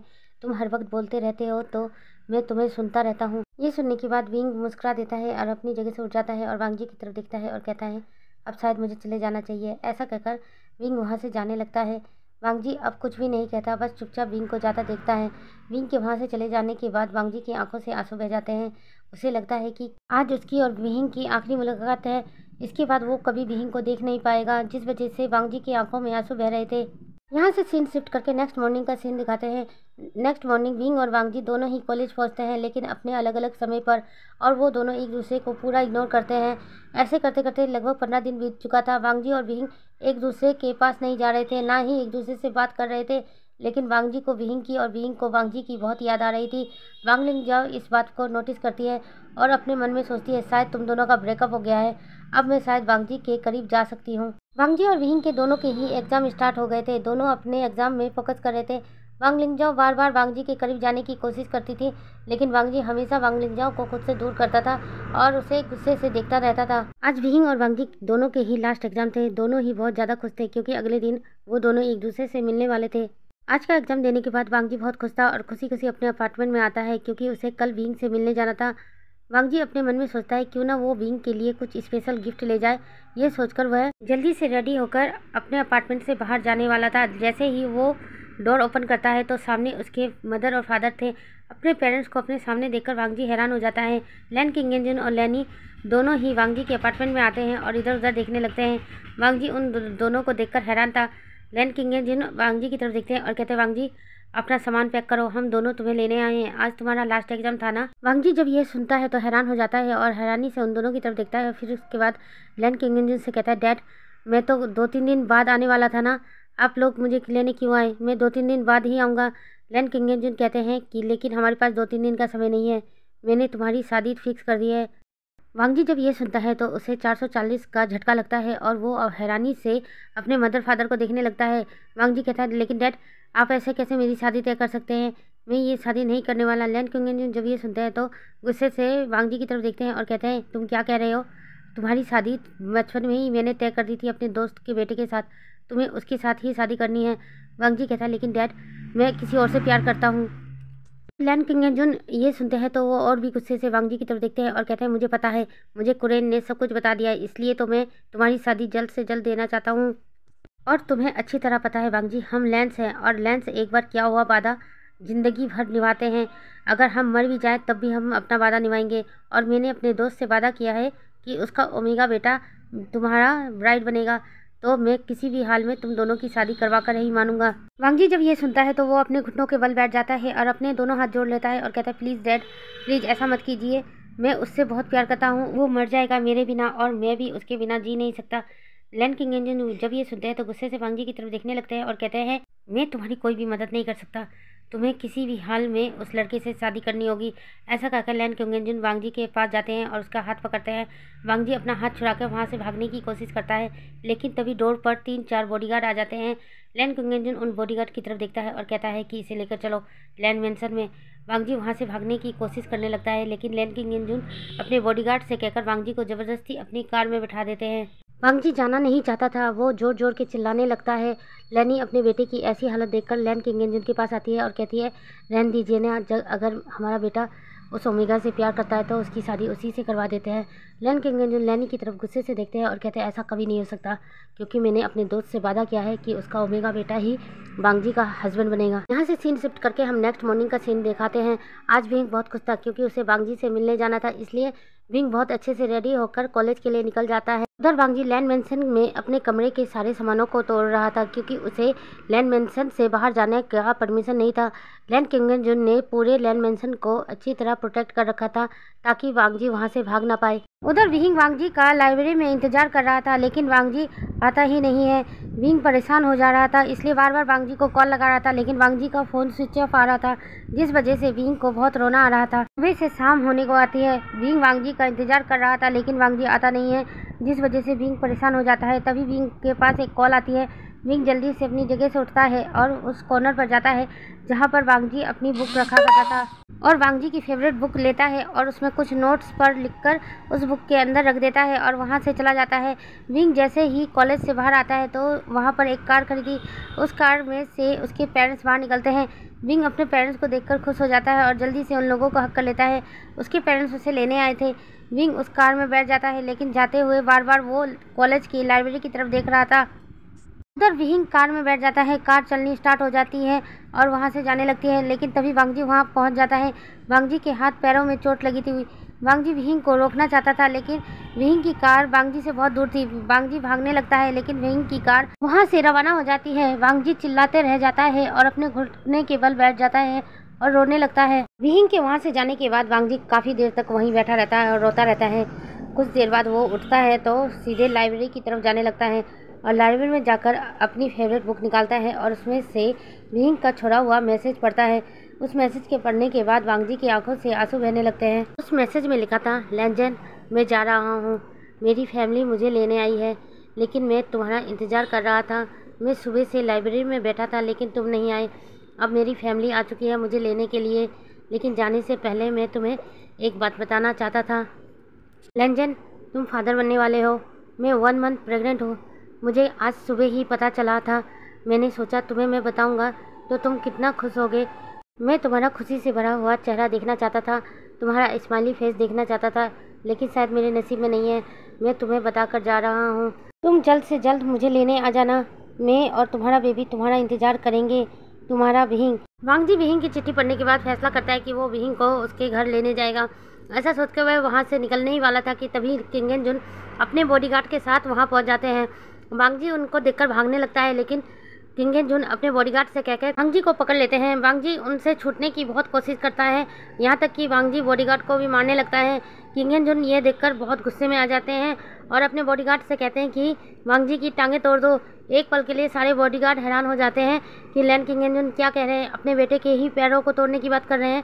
लेकिन क्योंकि उनके बॉस का ऑर्डर था इसलिए बॉडीगार्ड वांग जी के पैरों पर वार करते हैं, जिस वजह से वांग जी ज़मीन पर गिर जाता है। लैन किंगजून अपने बेटे के पास आते हैं और कहते हैं तुम कुछ भी कर लो लेकिन तुम्हारी शादी वहीं होगी जहां मैं चाहूँगा। उसके बाद वह बॉडीगार्ड की तरफ देखते हैं और कहते हैं उठा के ले चलो इसे लैंड मेंशन में। वांग जी को फिर से लैंड मेंशन में लाकर कैद कर लिया जाता है। इस बार किंगजून और भी ज़्यादा स्ट्रिक्ट हो जाते हैं और लैंड मेंशन की सिक्योरिटी को भी बढ़ा देते हैं। वांग जी अपने रूम से भी बाहर नहीं जा पा रहा था। लैन किंगजून अपनी पूरी फैमिली को बता देते हैं कि वांग जी अपने रूम से उसी दिन बाहर निकलेगा जिस दिन उसकी शादी होगी। यहाँ से सीन शिफ्ट करके लगभग 15 दिन बाद का सीन दिखाते हैं। लैनी अपने बेटे वांग जी के रूम में आती है। वांग जी अभी बेड पर सोया हुआ था। वांग जी को जब महसूस होता है कि कोई उसके रूम में आया है तो वो उठ के बैठ जाता है। सामने अपनी माँ को देखकर वांग जी रोने लगता है और जल्दी से लैनी के पास जाता है और कहता है मोम डैड को समझाइए ना, मुझे जाना होगा, मुझे विंग के पास जाना होगा, विंग मेरा इंतज़ार कर रहा होगा। आपको पता है वो प्रेग्नेंट है, वो मेरे बच्चे से प्रेग्नेंट है, मैं इस तरह से उसे नहीं छोड़ सकता। आप बोलिए ना डैड को कि मुझे यहाँ से जाने दे। लैनी जब ये सुनती है कि वांग जी जिस ओमेगा से प्यार करता है वो प्रेग्नेंट है तो वो हैरान हो जाती है और कहती वांग जी ये तुम क्या कह रहे हो, तुम जानते हो? वांग जी कहता है हाँ मैम मैं जानता हूँ कि मैं क्या कह रहा हूँ। विंग सच में मेरे बच्चे से प्रेग्नेंट है मॉम, मुझे अपने विंग के पास जाना है, मुझे मेरे बच्चे के पास जाना है मॉम, प्लीज़ कुछ कीजिए, मुझे यहाँ से बाहर निकालिए, मैं विंग के पास जाना चाहता हूँ। वांग जी को इस तरह से रोता बिलखता देखकर लैनी के भी आंखों में आंसू आ जाता है। लेकिन लैनी कहती है कि वांग जी मैं कुछ नहीं कर सकती, तुम तो अपने फादर को जानते हो ना, तुम्हारे फादर कितने गुस्से वाले हैं, वो मेरी बात नहीं मानेंगे, तुम्हें ये शादी करनी भी पड़ेगी। वांग जी कहता है नहीं मॉम मैं ये शादी नहीं कर सकता, मैं विंग से बहुत प्यार करता हूँ, वो मुझसे बहुत प्यार करता है, हम दोनों एक दूसरे के लिए बने हैं मॉम, प्लीज़ मुझे जाने दीजिए, प्लीज़ मुझे मेरे विंग के पास जाने दीजिए। लैनी वांग जी की तरफ देखती कहती है अब सॉरी बेटा, मैं तुम्हारे लिए कुछ भी नहीं कर सकती, ये तुम्हारी वेडिंग ड्रेस है, तुम्हारे डैड ने कहा है 12 बजे से पहले हमें निकलना होगा, इसलिए तैयार रहना। ऐसा कहकर लैनी उस वेडिंग ड्रेस को वांग जी के बेड पर रख देती है और रूम से बाहर चली जाती है। वांग जी उस वेडिंग ड्रेस को देखता है और उसे उठाकर ज़मीन पर फेंक देता है और पैरों से कुचलने लगता है। उसके बाद वांग जी अंदर से रूम लॉक कर देता है और बेड पर आकर चुपचाप बैठ जाता है। कुछ घंटों बाद लैनी आती है और वांग जी का रूम का दरवाज़ा खटखटाने लगती है, लेकिन वांग जी दरवाज़ा नहीं खोलता है। लैनी जल्दी से लैन किंगजून के पास जाती है और कहती है आपका बेटा दरवाज़ा नहीं खोल रहा है। लैन किंगजून जब ये सुनते हैं तो हल्के से मुस्कुरा देते हैं और कहते हैं मेरा बेटा है ना, मेरी तरह जिद्दी है, उसको किस तरह मनाना है ये मुझे अच्छी तरह पता है। ऐसा कहकर लैन किंगजून अपने गार्ड्स की तरफ देखते हैं और कहते हैं मेरे साथ आओ। लैन किंगजून पहले दरवाज़ा खटखटाते हैं लेकिन वांग जी दरवाज़ा नहीं खोलता। उसके बाद लैन किंगजून अपने गार्ड्स की तरफ देखते हैं और कहते हैं इस रूम के दरवाजे को खोलो। सभी गार्ड्स मिलकर रूम के दरवाजे पर धक्का देने लगते हैं जिस वजह से दरवाज़ा टूट जाता है और सभी लोग अंदर आ जाते हैं। लैन किंगजून वांग जी की तरफ देखते हैं जो चुपचाप बेड पर बैठा हुआ था। लैन किंगजून वांग जी की तरफ देखते हैं और कहते हैं कि तुम अभी तक रेडी क्यों नहीं है और तुम्हारी वेडिंग ड्रेस कहाँ है। ऐसा कहकर उनकी नज़र अचानक से वेडिंग ड्रेस पर पड़ती है जो ज़मीन पर पड़ा हुआ था। लैन किंगजून जब ये देखते हैं तो हल्के से मुस्कुरा देते हैं। उसके बाद अपने गार्ड्स की तरफ देखते हैं और कहते हैं इसको रेडी करो। वांग जी जब ये सुनता है तो कहता है नहीं डैड मैं रेडी नहीं होने वाला, मैं आपके दोस्त के बेटे के साथ शादी नहीं करने वाला। लैन किंगजून कहते हैं कुछ भी हो जाए मैं अपना वादा निभा कर ही रहूँगा, इसलिए तुम्हें उसके साथ शादी करनी ही होगी, वो ओमेगा बहुत अच्छा है। लैन किंगजून की ये बात सुनने के बाद वांग जी कहता हो सकता है तो आपका वो ओमेगा अच्छा हो लेकिन मेरे ओमेगा से ज़्यादा अच्छा नहीं हो सकता और मैं अपने ओमेगा के पाऊंगा। लैन किंगजून ये सुनते तो गुस्सा है, वो अपने बॉडीगार्ड की तरफ इशारा करता है। बॉडीगार्ड जल्दी से एक इंजेक्शन लेकर आते हैं और वांग जी के कंधे पे मार देते हैं जिस वजह से वांग वहीं पर बेहोश हो जाता है। लैन किंगजून अपने बॉडीगार्ड की तरफ देखते हैं और कहते हैं कि इसे तैयार कर दो। ऐसा कहकर लैन किंगजून वांग जी के रूम से बाहर निकल जाते हैं। बॉडीगार्ड वांग जी को रेडी कर देते हैं वेडिंग के लिए। उसके थोड़ी देर बाद बॉडीगार्ड वांग जी को नीचे लेकर आते हैं। लैन किंगजून वांग जी को देखते हैं जो अभी तक बेहोश था। लैन किंगजून बॉडीगार्ड की तरफ देखते हैं और कहते हैं कि इसे कार में ले जाओ, हम लोग आ रहे हैं। उसके बाद लैन किंगजून लैनी की तरफ देखते हैं और कहते हैं चलो चलते हैं, नहीं तो हमें जाने में देर हो जाएगी। लैनी कहती है एक बार अपनी बेटी की तरफ तो देखो, उसकी क्या हालत हो गई है, आप उसके साथ ऐसा कैसे कर सकते हैं। लैन किंगजून कहते हैं हम लेंस है और लेंस एक बार किया हुआ वादा कभी नहीं तोड़ते, अगर मैंने अपना वादा तोड़ा तो मुझे अपनी जान देनी पड़ेगी। लैनी जब ये सुनती है तो घबरा जाती है और कहती है नहीं नहीं आप जो चाह रहे हैं वो करिए, लेकिन मेरे बेटे को ज़्यादा तकलीफ मत दीजिए, वो बहुत दुख में है। लैन किंगजून कहते हैं एक बार शादी हो जाए तो वो उस ओमेगा को भूल जाएगा और मेरी पसंद की ही ओमेगा को अपना लाइफ पार्टनर बनाएगा, बस तुम देखती जाओ। ऐसा कहकर लैन किंगजून बाहर चले जाते हैं। लैनी अपना हेड सेट करती है और वो भी बाहर आ जाती है। लैन किंगजून और लैनी कार में बैठे ही थे। लैन किंगजून लैनी की तरफ देखते हैं और कहते हैं कि सिचेन और कुरेन दोनों ही मैरिज हॉल पहुंच जाएंगे, हमें जल्द से जल्द वहां पहुंचना होगा। लैनी हाँ में सर हिलाती है। उसके बाद वो बाहर की तरफ देखने लगती है। कुछ ही देर में उन लोगों के कारों का काफिला मैरिज हॉल तक पहुंच जाता है। इसे मैरिज हॉल नहीं कहेंगे, ये एक बड़ा सा मेंशन था। लैन किंग और लेनी अपने कार से बाहर निकलते हैं तो उनका स्वागत करने के लिए लैन किंग का फ्रेंड्स आया था। वांगजी को बॉडीगार्ड कार से बाहर निकाल रहे थे। वांगजी अभी भी बेहोश था। ये देखकर उसका दोस्त कहता है क्या हुआ है इसको। लैन किंग हल्के से मुस्कुराते हैं और कहते हैं कल से पता नहीं इसकी तबीयत खराब है, अचानक से बेहोश हो गया है, लेकिन कुछ देर आराम करेगा तो ठीक हो जाएगा। मैंने डॉक्टर दिखा दिया है। अभी तो वेडिंग होने में समय है, जब तक वेडिंग का रिचुअल स्टार्ट हो जाएंगे तब तक इसे होश आ जाएगा तो हम वेडिंग के लिए लेकर आ जाएंगे। उसका दोस्त हाँ में सर हिलाता है। उसके बाद कहता है चलो मैंने तुम लोगों की रहने की व्यवस्था कर दी है। ऐसा कहकर वो आगे जाने लगता है। लैन किंग लैन ही उसके पीछे पीछे जाने लगते हैं। उन लोगों को एक एक रूम प्रोवाइड किया गया था। सभी लोग अपने अपने रूम में जाकर रेस्ट करते हैं। वांगजी को एक रूम में रखा जाता है। वांगजी अभी भी बेहोश था। उधर हम एक रूम का सीन देखते हैं जहाँ एक ओमेगा रो रहा था और अपनी वेडिंग के ड्रेस को देख रहा था। तभी उसकी सीजे उसके रूम में आती है और कहती है आसियन तुम अभी तक रेडी नहीं हुए, तुम्हारा ग्रूम आ चुका है। जब वो ओमेगा ये सुनता है तो रोते हुए अपनी सीजे की तरफ देखता है और कहता है सीजे प्लीज़ डैड से कहिए ना, मैं ये शादी नहीं करना चाहता, मैं किसी और से प्यार करता हूँ, प्लीज़ अब डैड को समझाइए। उसकी सीजे जब ये सुनती है तो कहती है आसियन तुम्हें पता है ना डैड कितने गुस्से वाले हैं, तुमने एक बार कहा था कि तुम किसी और से प्यार करते हो तो डैड ने क्या किया था, अब ऐसा मत करो आसियन, तुम शादी के लिए हाँ कर दो, तुम उस अल्फा के साथ खुश रहोगे। तभी बीहिंग रोते हुए अपनी सीजे यानली की तरफ देखता है और कहता है नहीं सीजे, मैं किसी भी अल्फा के साथ खुश नहीं रहूँगा, मैं सिर्फ अपने अल्फा के साथ ही खुश रहूँगा। ऐसा कहकर विंग यानली का हाथ अपने स्टमक पर ले जाता है और कहता है सीजे मैं प्रेग्नेंट हूँ, मैं 1.5 मंथ प्रेग्नेंट हूँ, आप ही बताइए मैं ऐसे हालत में कैसे किसी और अल्फा के साथ शादी कर सकता हूँ जबकि मैं किसी और अल्फा से प्यार करता हूँ और उसके बेबी से प्रेग्नेंट हूँ।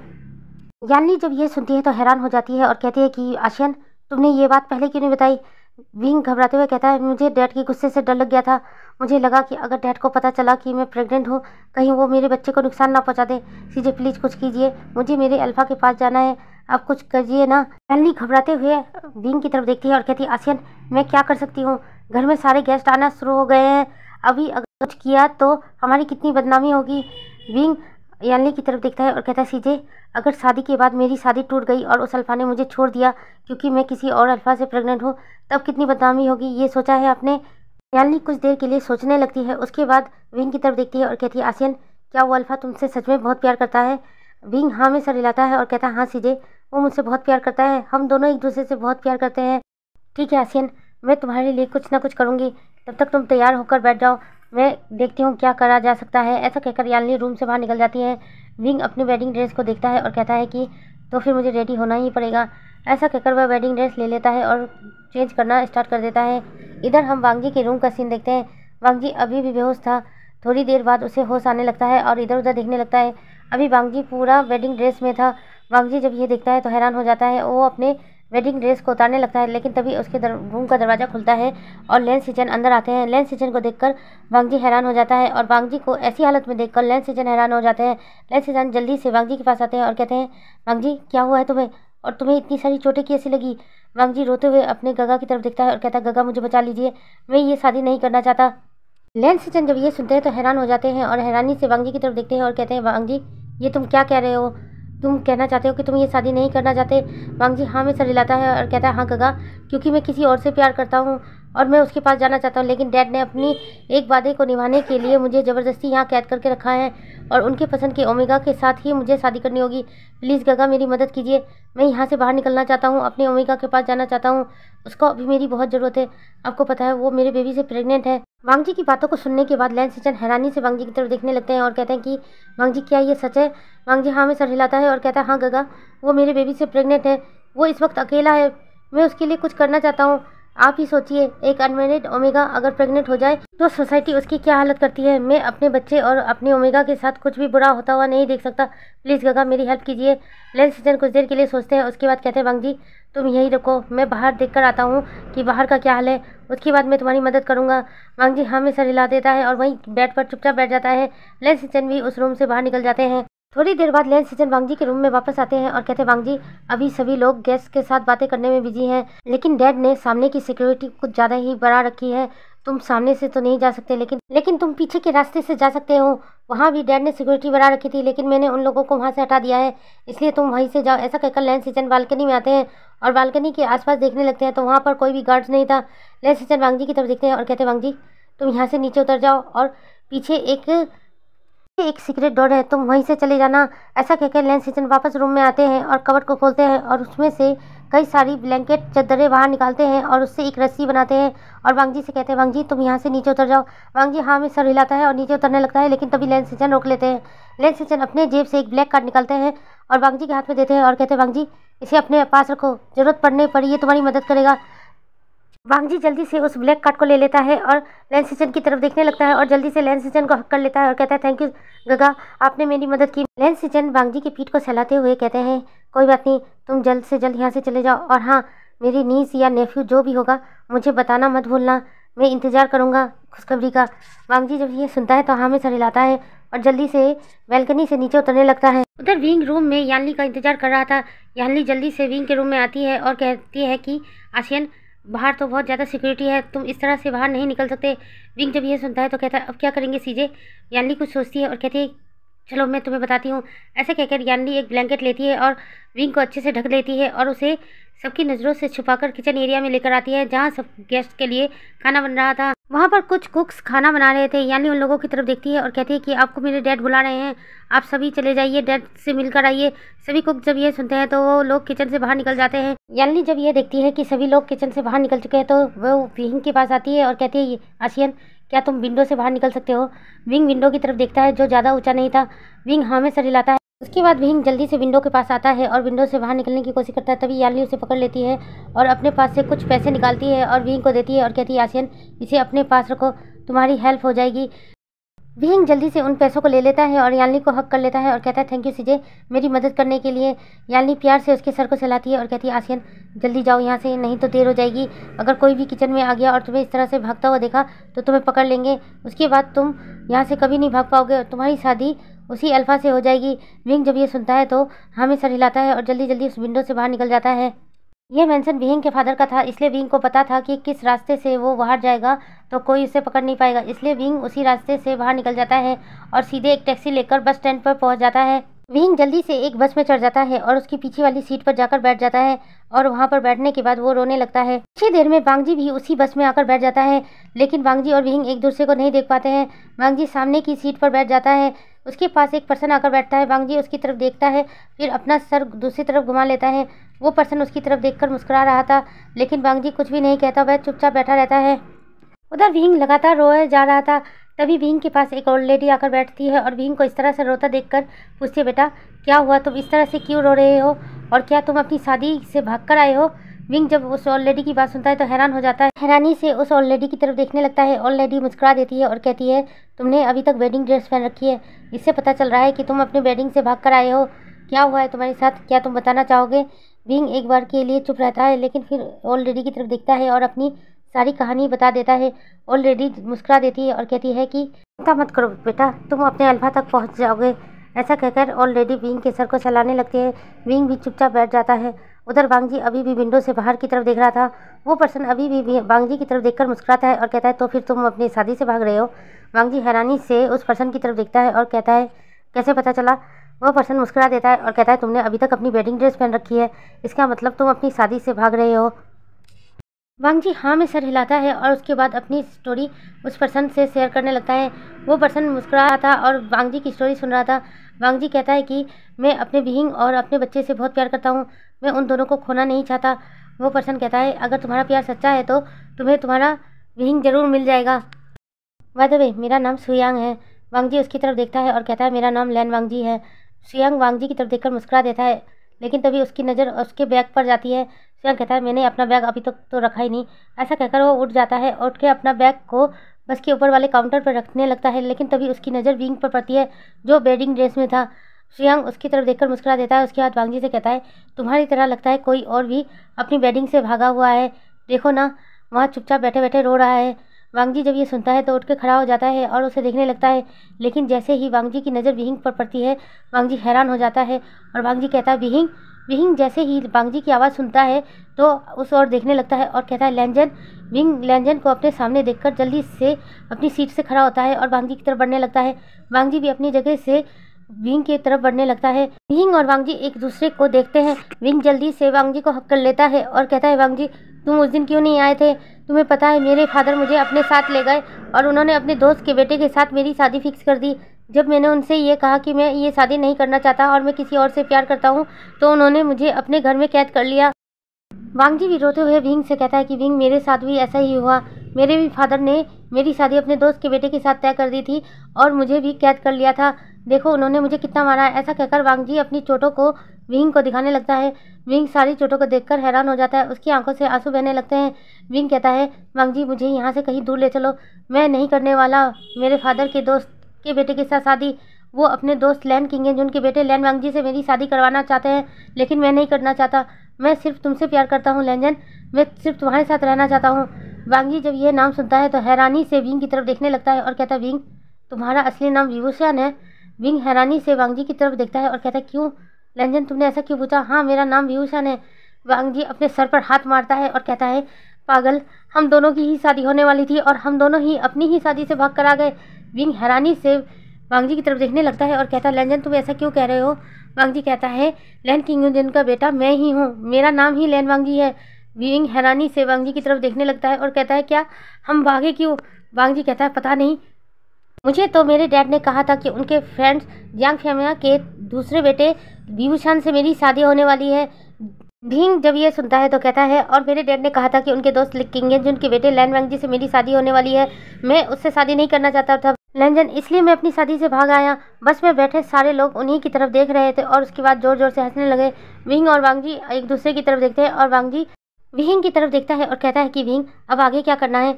विंग कहता है आगे क्या करना है, घर वापस जाना है, अभी ज़्यादा देर नहीं हुई है, घर वापस चलते हैं और शादी कर लेते हैं। वांगजी भी हाँ में सर हिलाता है। उसके बाद बस ड्राइवर की तरफ देखता है और बस रोकने को कहता है।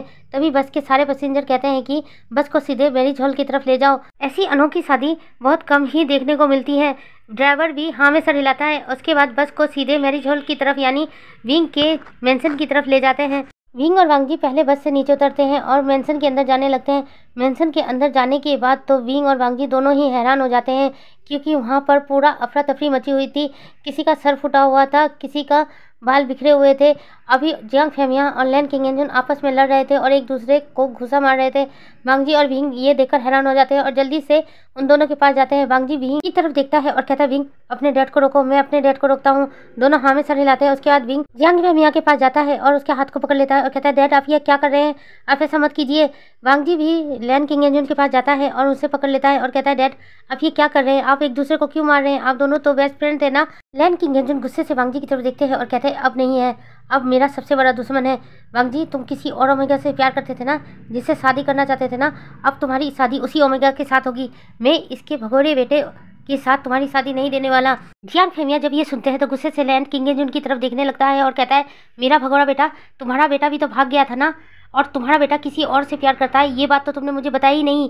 तुम ऐसे कैसे अपने बेटे की शादी मेरे बेटे से कर सकते हो?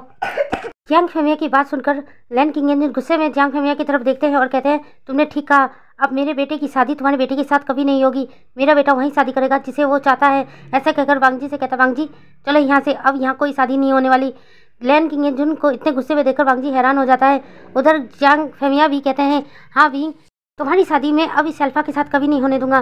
तुम भी किसी से प्यार करते थे ना, मिलाओ मुझे उस अल्फा से, मैं उसी अल्फा से तुम्हारी शादी करवा दूंगा, लेकिन इसके अल्फा बेटे से तो बिल्कुल नहीं। लैन किंगजन जब ये सुनते हैं तो गुस्से में जियांग फेमिया की तरफ देखने लगते हैं और कहते हैं तुम्हारा बेटा भी तो कैरेक्टर लेस है, वो भी तो भाग गया था, वो किसी और से प्यार करता है, तुमने ये बात तो हमें बताई ही नहीं। लैन किंगजन की ऐसी बातें सुनकर जियांग फेमिया उसकी तरफ गुस्से से देखने लगते हैं और उसे मारने के लिए आगे बढ़ रहे थे।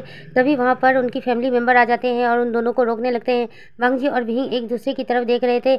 लैन किंगजन कहते हैं अब तुम्हारे बेटे से मेरी बेटी की शादी नहीं होगी, और जियांग फेमिया भी यही कहते हैं कि तुम्हारे अल्फा बेटे के साथ अब मेरे ओमेगा बेटे की शादी बिल्कुल नहीं होगी। वांगजी और विंग दोनों ही एक दूसरे की तरफ हैरानी से देख रहे थे और बस के जो पैसेंजर थे ये तमाशा एंजॉय कर रहे थे। तभी सुयांग और वो लेडी विंग और वांगजी दोनों के पास आते हैं और सुयांग वांगजी के कान में कहता है मेरी बात मानो, तुम तो सच में भाग चलो, अगर तुम यहाँ रहे तो तुम दोनों की शादी नहीं होने वाली। वांग जी विहिंग की तरफ देखता है। रेनी भी आकर विहिंग से यही बात कहती है। वांग जी और विहिंग दोनों एक दूसरे की तरफ देखते हैं, दोनों हाँ में सर हिलाते हैं। उसके बाद वांग जी सुयांग की तरफ देखता है और कहता है तुम जाकर बस स्टार्ट करो, मैं विहिंग को लेकर आता हूँ। सुयांग जब ये सुनता है तो मुस्कुरा देता है और सभी पैसेंजर को इशारे में बस में बैठने को कहता है। इसके बाद सुयांग और ग्रैनी भी वहाँ से निकल जाते हैं। विंग और वांग जी दोनों ही अपनी फैमिली को देख रहे थे। अब तो मैडम यू और लैनी के बीच भी वॉर स्टार्ट हो गई थी, चारों आपस में लड़ रहे थे। वांग जी और विंग दोनों ही अपने हेड चेक करते हैं। विंग जल्दी से वांग जी के पास आता है और कहता है लैंजन ये लोग तो रुक ही नहीं रहे हैं। तभी यानली और लैन सिचन दोनों ही वांग जी और विंग के पास आते हैं और कहते हैं कि तुम दोनों यहाँ क्या कर रहे हो, तुम दोनों तो भाग गए थे, तो तुम दोनों को यहाँ वापस आने को किसने कहा है? पता है हम दोनों ने कितने रिस्क में तुम्हें यहाँ से बाहर भेजा था और तुम दोनों वापस आ गए हो। तभी यानली भी विहिंग के पास आती है और कहती है आशियन ये तो अच्छा हुआ कि फादर ने तुम लोग दोनों की शादी कैंसिल कर दी, अब तुम खुश हो ना, तुम अपने अल्फा के पास जा सकते हो। विंग बड़ी मासूमियत से यानली की तरफ देखता है और वांग जी का हाथ पकड़ता है और कहता है सीजे यही मेरा अल्फा है। लैन सिचन और यानली जब ये सुनते हैं तो दोनों ही हैरानी से विंग और वांग जी की तरफ देखने लगते हैं। उसके बाद अपने मदर फादर को लड़ता हुआ देख रहे थे। लैन सिचन अपने पेरेंट्स को इस तरह से लड़ता हुआ देखकर वांग जी की तरफ देखते हैं और कहते हैं वांग जी मुझे नहीं लगता है कि ये लोग इतनी आसानी से रुकने वाले हैं। तुम दोनों एक काम करो, जल्दी से यहाँ से भाग जाओ और भागकर शादी कर लेना ताकि ये दोनों कुछ ना कर पाए। वांग जी और विंग जब ये सुनते हैं तो हाँ में सर हिलाते हैं। यानली भी जल्दी से विंग के पास आती है और उसके सर को सहलाती है। उसके बाद वांग जी के हाथ में विंग का हाथ देती है और कहती है मैं अपना भाई तुम्हें सौंप रही हूँ, इसका ख्याल रखना। वांग जी हाँ में सर हिलाता है। उसके बाद विंग का हाथ पकड़ता है और वहाँ से तेज़ी से भागने लगता है। लैन सिचन वांग जी और विंग को इस तरह से जाता देखकर मुस्कुरा देते हैं। यानली भी मुस्कुरा देती है, लेकिन तभी किंग एन जुन की नज़र वांग जी पर जाती है। किंग एन जुन जब ये देखते हैं कि वांग जी विंग के साथ भाग रहा है तो वह जल्दी से गार्ड्स को बुलाते हैं और कहते हैं उन दोनों को रोको। गार्ड्स वांग जी और विहिंग को रोकना ही वाले थे कि लैन सिचन बीच में आ जाते हैं और कहते हैं कोई भी नहीं रोकेगा, मैं कह रहा हूँ अपनी जगह से कोई भी नहीं हिलेगा। सारे गार्ड्स वहीं से पर रुक जाते हैं। लैंस किंग एन जुन जब ये देखते हैं तो जल्दी से लैंस सिचन के पास आते हैं और कहते हैं सिचन तुम ये क्या कर रहे हो, तुम्हारा भाई भाग रहा है। लैंस सिचन मुस्कुरा देते हैं और कहते हैं हाँ मैं भी देख रहा हूँ, मेरा भाई अपनी शादी से भाग रहा है, लेकिन वो जिस ओमेगा के साथ भाग रहा है वो उसका खुद का ओमेगा है। वांग जी विहिंग से प्यार करता है और विहिंग वांग जी से, दोनों एक दूसरे से प्यार करते हैं, लेकिन उन दोनों को नहीं पता था कि उन दोनों की ही शादी तय की गई है। लैन सिचन और लैन किंग एन जुन बात ही कर रहे थे कि जियांग फेमिया उन दोनों की नज़र से बचकर बाहर चले जाते हैं और अपने गार्ड्स को कहते हैं कि विंग और वांग जी को रोको। लेकिन तब तक विंग और वांग जी बस पर चढ़ चुके थे। बस स्टार्ट हो चुकी थी। सारे फैमिली मेम्बर घर से बाहर आ गए थे। सभी लोग हैरानी से विंग और वांग जी को से भागता हुआ देख रहे थे। लैन किंग एन जुन और जियांग फेमिया दोनों ही बस के सामने आ जाते हैं और कहते हैं कि तुम दोनों यहाँ से कहीं नहीं जा सकते। वांग जी और विहिंग एक दूसरे की तरफ देखते हैं और कहते हैं नहीं, हम दोनों एक दूसरे से प्यार करते हैं, एक दूसरे से साथ रहना चाहते हैं, हम दोनों को कोई भी अलग नहीं कर सकता। आप लोग सामने से हट जाइए, हमें यहाँ से जाने दीजिए। लैन किंग एन जुन और जियांग फेमिया जब ये सुनते हैं तो दोनों ही गुस्से से वांग जी और विहिंग की तरफ देखते हैं। जियांग फेमिया विहिंग की तरफ देखता है और कहता है अगर तुम लड़के के साथ गए तो मैं तुमसे अपने सारे रिश्ते तोड़ लूँगा। लैन किंग भी यही बात कहते हैं। वांग जी और विहिंग और एक दूसरे की तरफ देखते हैं और मुस्कुराते हैं और कहते हैं हम दोनों एक दूसरे के खिलाफ ही हैं, हम दोनों एक दूसरे के साथ ही रहने वाले हैं। लैन किंग एन जुन और जियांग फेमिया दोनों को ही गुस्सा आ रहा था। वांग जी उन दोनों की तरफ देखता है और कहता है कि क्या आप दोनों अपने बच्चे से बहुत प्यार करते हैं? लैन किंग एन जुन कहते हैं हाँ वांग जी, मैं तुमसे बहुत प्यार करता हूँ, लेकिन मैं तुम्हें इस लड़के से शादी नहीं करने दूंगा। विंग भी जियांग फेमिया की तरफ देखता है और कहता है कि डैड क्या आप मुझसे बहुत प्यार करते हैं? जियांग फेमिया हाँ में सर हिलाते हैं और कहते हैं हाँ, लेकिन मैं भी तुम्हारी शादी इस अल्फा के साथ नहीं होने दूंगा।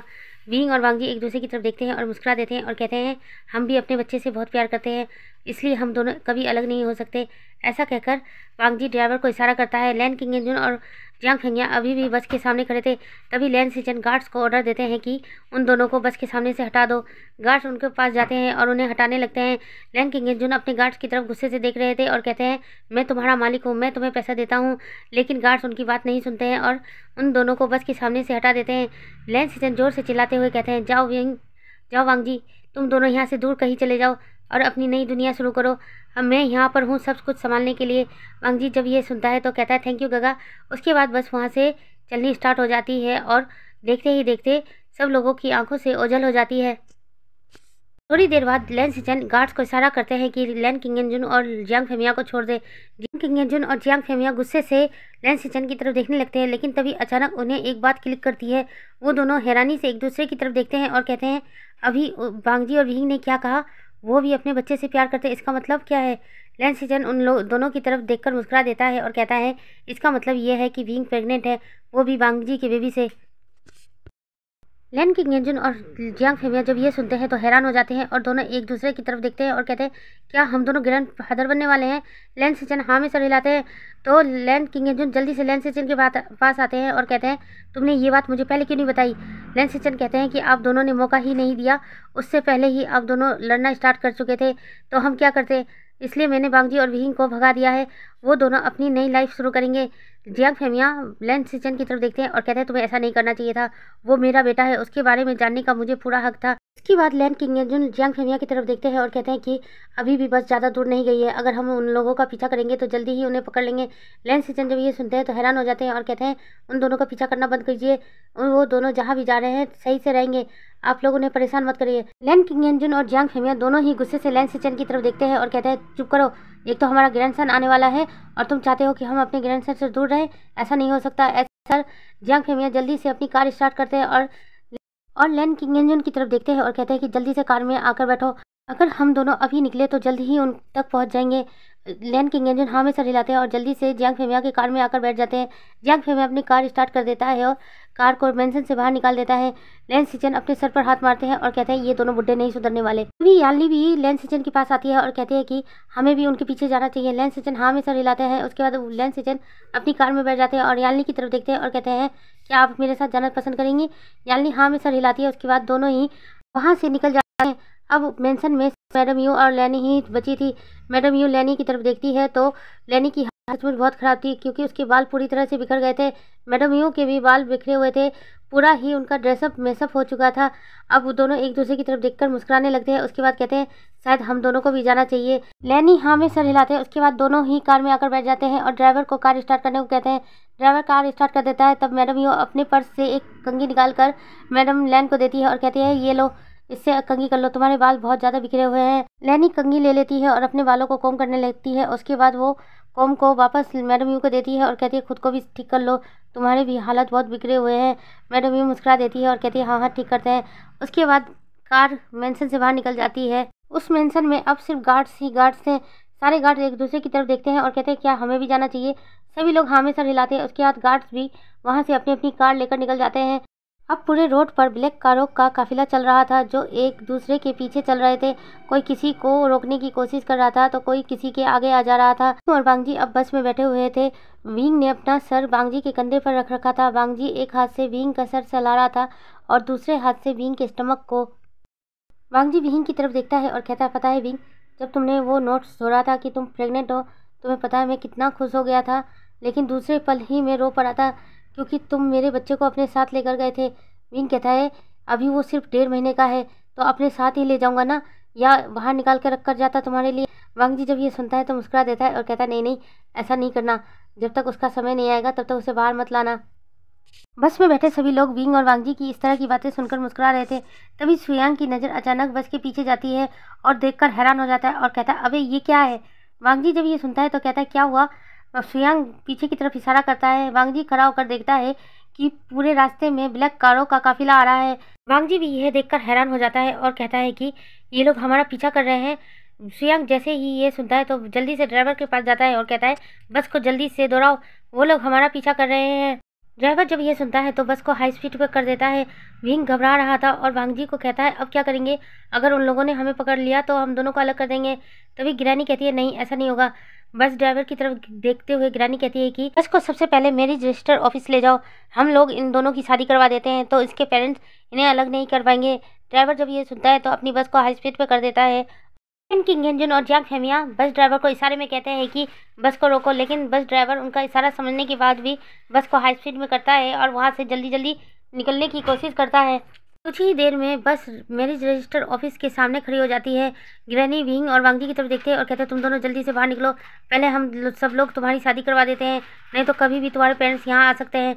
वांगजी और विंग दोनों ही यहाँ में सर हिलाते हैं। उसके बाद ग्रैनी और सुयांग जल्दी से विंग और वांगजी को मैरिज रजिस्टर ऑफिस के अंदर ले जाते हैं और वहाँ पर उन दोनों की शादी करवा देते हैं। जब तक विंग और वांगजी की मैरिज रजिस्टर का प्रोसेस कंप्लीट होता है तब तक वहाँ पर लैन किंगजन, Jiang Fengmian, madam Yu, Lan Xichen, Jiang Yanli सभी वहाँ पर पहुँच जाते हैं और उनके पीछे पीछे उनके गार्ड्स भी। किंग और वांगजी जब मैरिज रजिस्ट्रार के ऑफिस से बाहर आते हैं तो देखते हैं कि उनके पूरे फैमिली मेंबर बाहर खड़े हैं। विंग ये देखकर घबरा जाता है और जल्दी से वांगजी का हाथ पकड़ लेता है और कहता है, सब लोग तो यहाँ पहुँच गए हैं, अब शायद हम दोनों को अलग कर दे। वांगजी मुस्कुरा देता है और कहता है, अब कोई भी हमें अलग नहीं कर सकता विंग, हम दोनों की शादी हो चुकी है। विंग जब ये सुनता है तो थोड़ा सा मुस्कुराता है, कहता है, फिर भी मुझे डर लग रहा है। लैन किंग और जियांग फेमिया दोनों ही विंग और वांगजी के पास आते हैं। विंग और वांगजी एक दूसरे की तरफ देखते हैं और जियांग फेमिया विंग की तरफ देखकर हल्का से मुस्कुरा देता है और विंग के सर को सहलाता है और कहता है, बेटा शादी हो गई। विंग घबराते हुए हाँ में सर हिलाता है। लैन किंग गुस्से से वांगजी की तरफ देखते हैं और कहते हैं कि तुम्हें पता था कि तुम्हारा ओमेगा प्रेग्नेंट है। वांगजी हाँ में सर हिलाता है। लैन किंग एक हल्का सा स्लैप वांगजी के फेस पर मारते हैं और कहते हैं, पागल कहीं के, वो प्रेग्नेंट था और तुम उसको इस तरह से लेकर दौड़ रहे थे, कहीं हमारे ग्रैंडसन को कुछ हो जाता तो। वांगजी जब ये सुनता है तो हैरानी से लैन किंग की तरफ देखने लगता है और कहता है, डैड क्या आपने मुझे और विंग को एक्सेप्ट कर लिया? लैन किंग कहते हैं, विंग को तो मैंने बहुत पहले ही एक्सेप्ट कर लिया था। जब विंग छोटा था और मैं उससे पहली बार मिला था तभी मैंने उसे पसंद कर लिया था एज ए तुम्हारा ओमेगा, लेकिन मुझे नहीं पता था कि तुम्हें किसी और से प्यार हो जाएगा। मैंने जियांग फेमिया से वादा किया था कि उसका ओमेगा बेटा मेरे अल्फा बेटे से शादी करेगा, लेकिन तुम दोनों तो घर से भाग गए थे। जियांग फेमिया कुछ कहने ही वाले थे तभी मैडम यू और लैनी वहाँ आ जाती है। लैनी और मैडम यू दोनों एक साथ कहते हैं, बहुत बातें हो गई, अब घर चलते हैं। सुबह से विंग भूखा होगा, उसने सुबह से कुछ भी नहीं खाया होगा, अभी उसे इस तरह से भूखा रखना अच्छी बात नहीं है, इससे उसके होने वाले बच्चे पर असर पड़ सकता है। लैन किंग और जियांग फेमिया जब ये सुनते हैं तो दोनों हाँ में सर हिलाते हैं। उसके बाद वांगजी और विंग की तरफ देखते हैं और कहते हैं, चलो घर चलते हैं। विंग और वांगजी दोनों मुस्कुरा देते हैं। उसके बाद दोनों जाने लगते हैं। तभी उन दोनों की नज़र उन पैसेंजर पर पड़ती है जो बस में थे। वांगजी और विंग दोनों ही उन लोगों के पास आते हैं और उनको थैंक यू कहते हैं। ग्रैनी प्यार से विंग के सर को सहलाती है और कहती है, अपना ख्याल रखना और अपने होने वाले बच्चे का भी। ये मेरा फ़ोन नंबर है, तुम्हारा बेटा हो या बेटी, जो भी होगा मुझे खबर जरूर देना, मैं बहुत खुश हो जाऊंगी। संग भी वांगजी के पास आता है और कहता है, हाँ तुम मेरा भी नंबर ले लो, जब मैं अंकल बन जाऊँ तो मुझे फ़ोन करके बता देना। वांगजी खुश हो जाता है और जल्दी से स्वयं को हक कर लेता है और कहता है, थैंक यू दोस्त, अनजाने होते हुए भी तुमने मेरी बहुत मदद की। तभी लैन सिचन और यानली भी विंग और वांगजी के पास आ जाते हैं। यानली विंग की तरफ देखती है और कहती है, आशियन चलो घर चलते हैं। विंग और वांगजी हाँ में सर हिलाते हैं। उसके बाद लैन सिचन और यानली अपने ही कार में विंग और वांगजी को बैठा लेते हैं और मैडम यू की तरफ देखकर यानली कहती है, मॉम आशियन हमारे साथ जा रहा है, आप लोग डैड के साथ आ जाइए। ऐसा कहकर यानली भी कार के अंदर बैठ जाती है। उसके बाद लैन सिचन कार स्टार्ट कर देते हैं। अब धीरे धीरे करके मैरिज रजिस्ट्रार के ऑफिस के सामने से सभी कारें जाने लगी थी, यहाँ तक कि बस में भी सभी पैसेंजर बैठ चुके थे। लैन सिचन की कार सबसे पहले निकली थी। लैन सिचन सब लोगों से पहले निकल चुके थे। उसके बाद लैन सिचन एक रास्ते पर जाते हैं और वहाँ से एक जंगल की तरफ जाने लगते हैं। वांगजी और विंग जब ये देखते हैं तो हैरान हो जाते हैं और कहते हैं, गगा आप किस तरह जा रहे हैं, ये तो मेंशन वाला रास्ता नहीं है। लैन सिचन वांगजी की तरफ देखकर मुस्कुरा देते हैं और कहते हैं, हाँ वांगजी मुझे पता है। लैन सिचन वांगजी से कुछ नहीं कहते और जंगल में अपनी कार को छुपा देते हैं और मेन रोड पर आकर छुपकर बैठ जाते हैं। वांगजी ये देखकर हैरान हो जाता है। वांगजी भी उनके पास आ जाता है। तब यानली और विंग भी आकर लैन सिचन और वांगजी के पास बैठ जाते हैं और सभी लोग रोड की तरफ देखने लगते हैं। लैन सिचन सभी जाती हुई कारों को गिन रहे थे। उसके बाद अपने माइंड में कुछ फिक्स करते हैं और वांगजी की तरफ देखते हैं और कहते हैं, हमें मेरी रजिस्ट्रार के ऑफिस में वापस जाना होगा। विंग और वांगजी दोनों हैरानी से एक दूसरे की तरफ देखते हैं और उसके बाद सिचन की तरफ देखते हैं और कहते हैं, आप क्या कह रहे हैं मेरी रजिस्ट्रार के ऑफिस में, लेकिन हमारी तो शादी हो चुकी है ना। लैन सिचन जब ये सुनते हैं तो मुस्कुरा देते हैं और कहते हैं, हाँ तुम दोनों की शादी हो चुकी है, लेकिन मेरी नहीं हुई है, मैं अब शादी करना चाहता हूँ। ऐसा कहकर लैन सिचन यानली की तरफ देखते हैं। एक्चुअल में यानली की अभी तक शादी नहीं हुई थी, तो लैन सिचन ने यानली को कार में ही प्रपोज कर दिया था। यानली तो पहले हैरान हुई थी लेकिन बाद में हाँ कर देती है।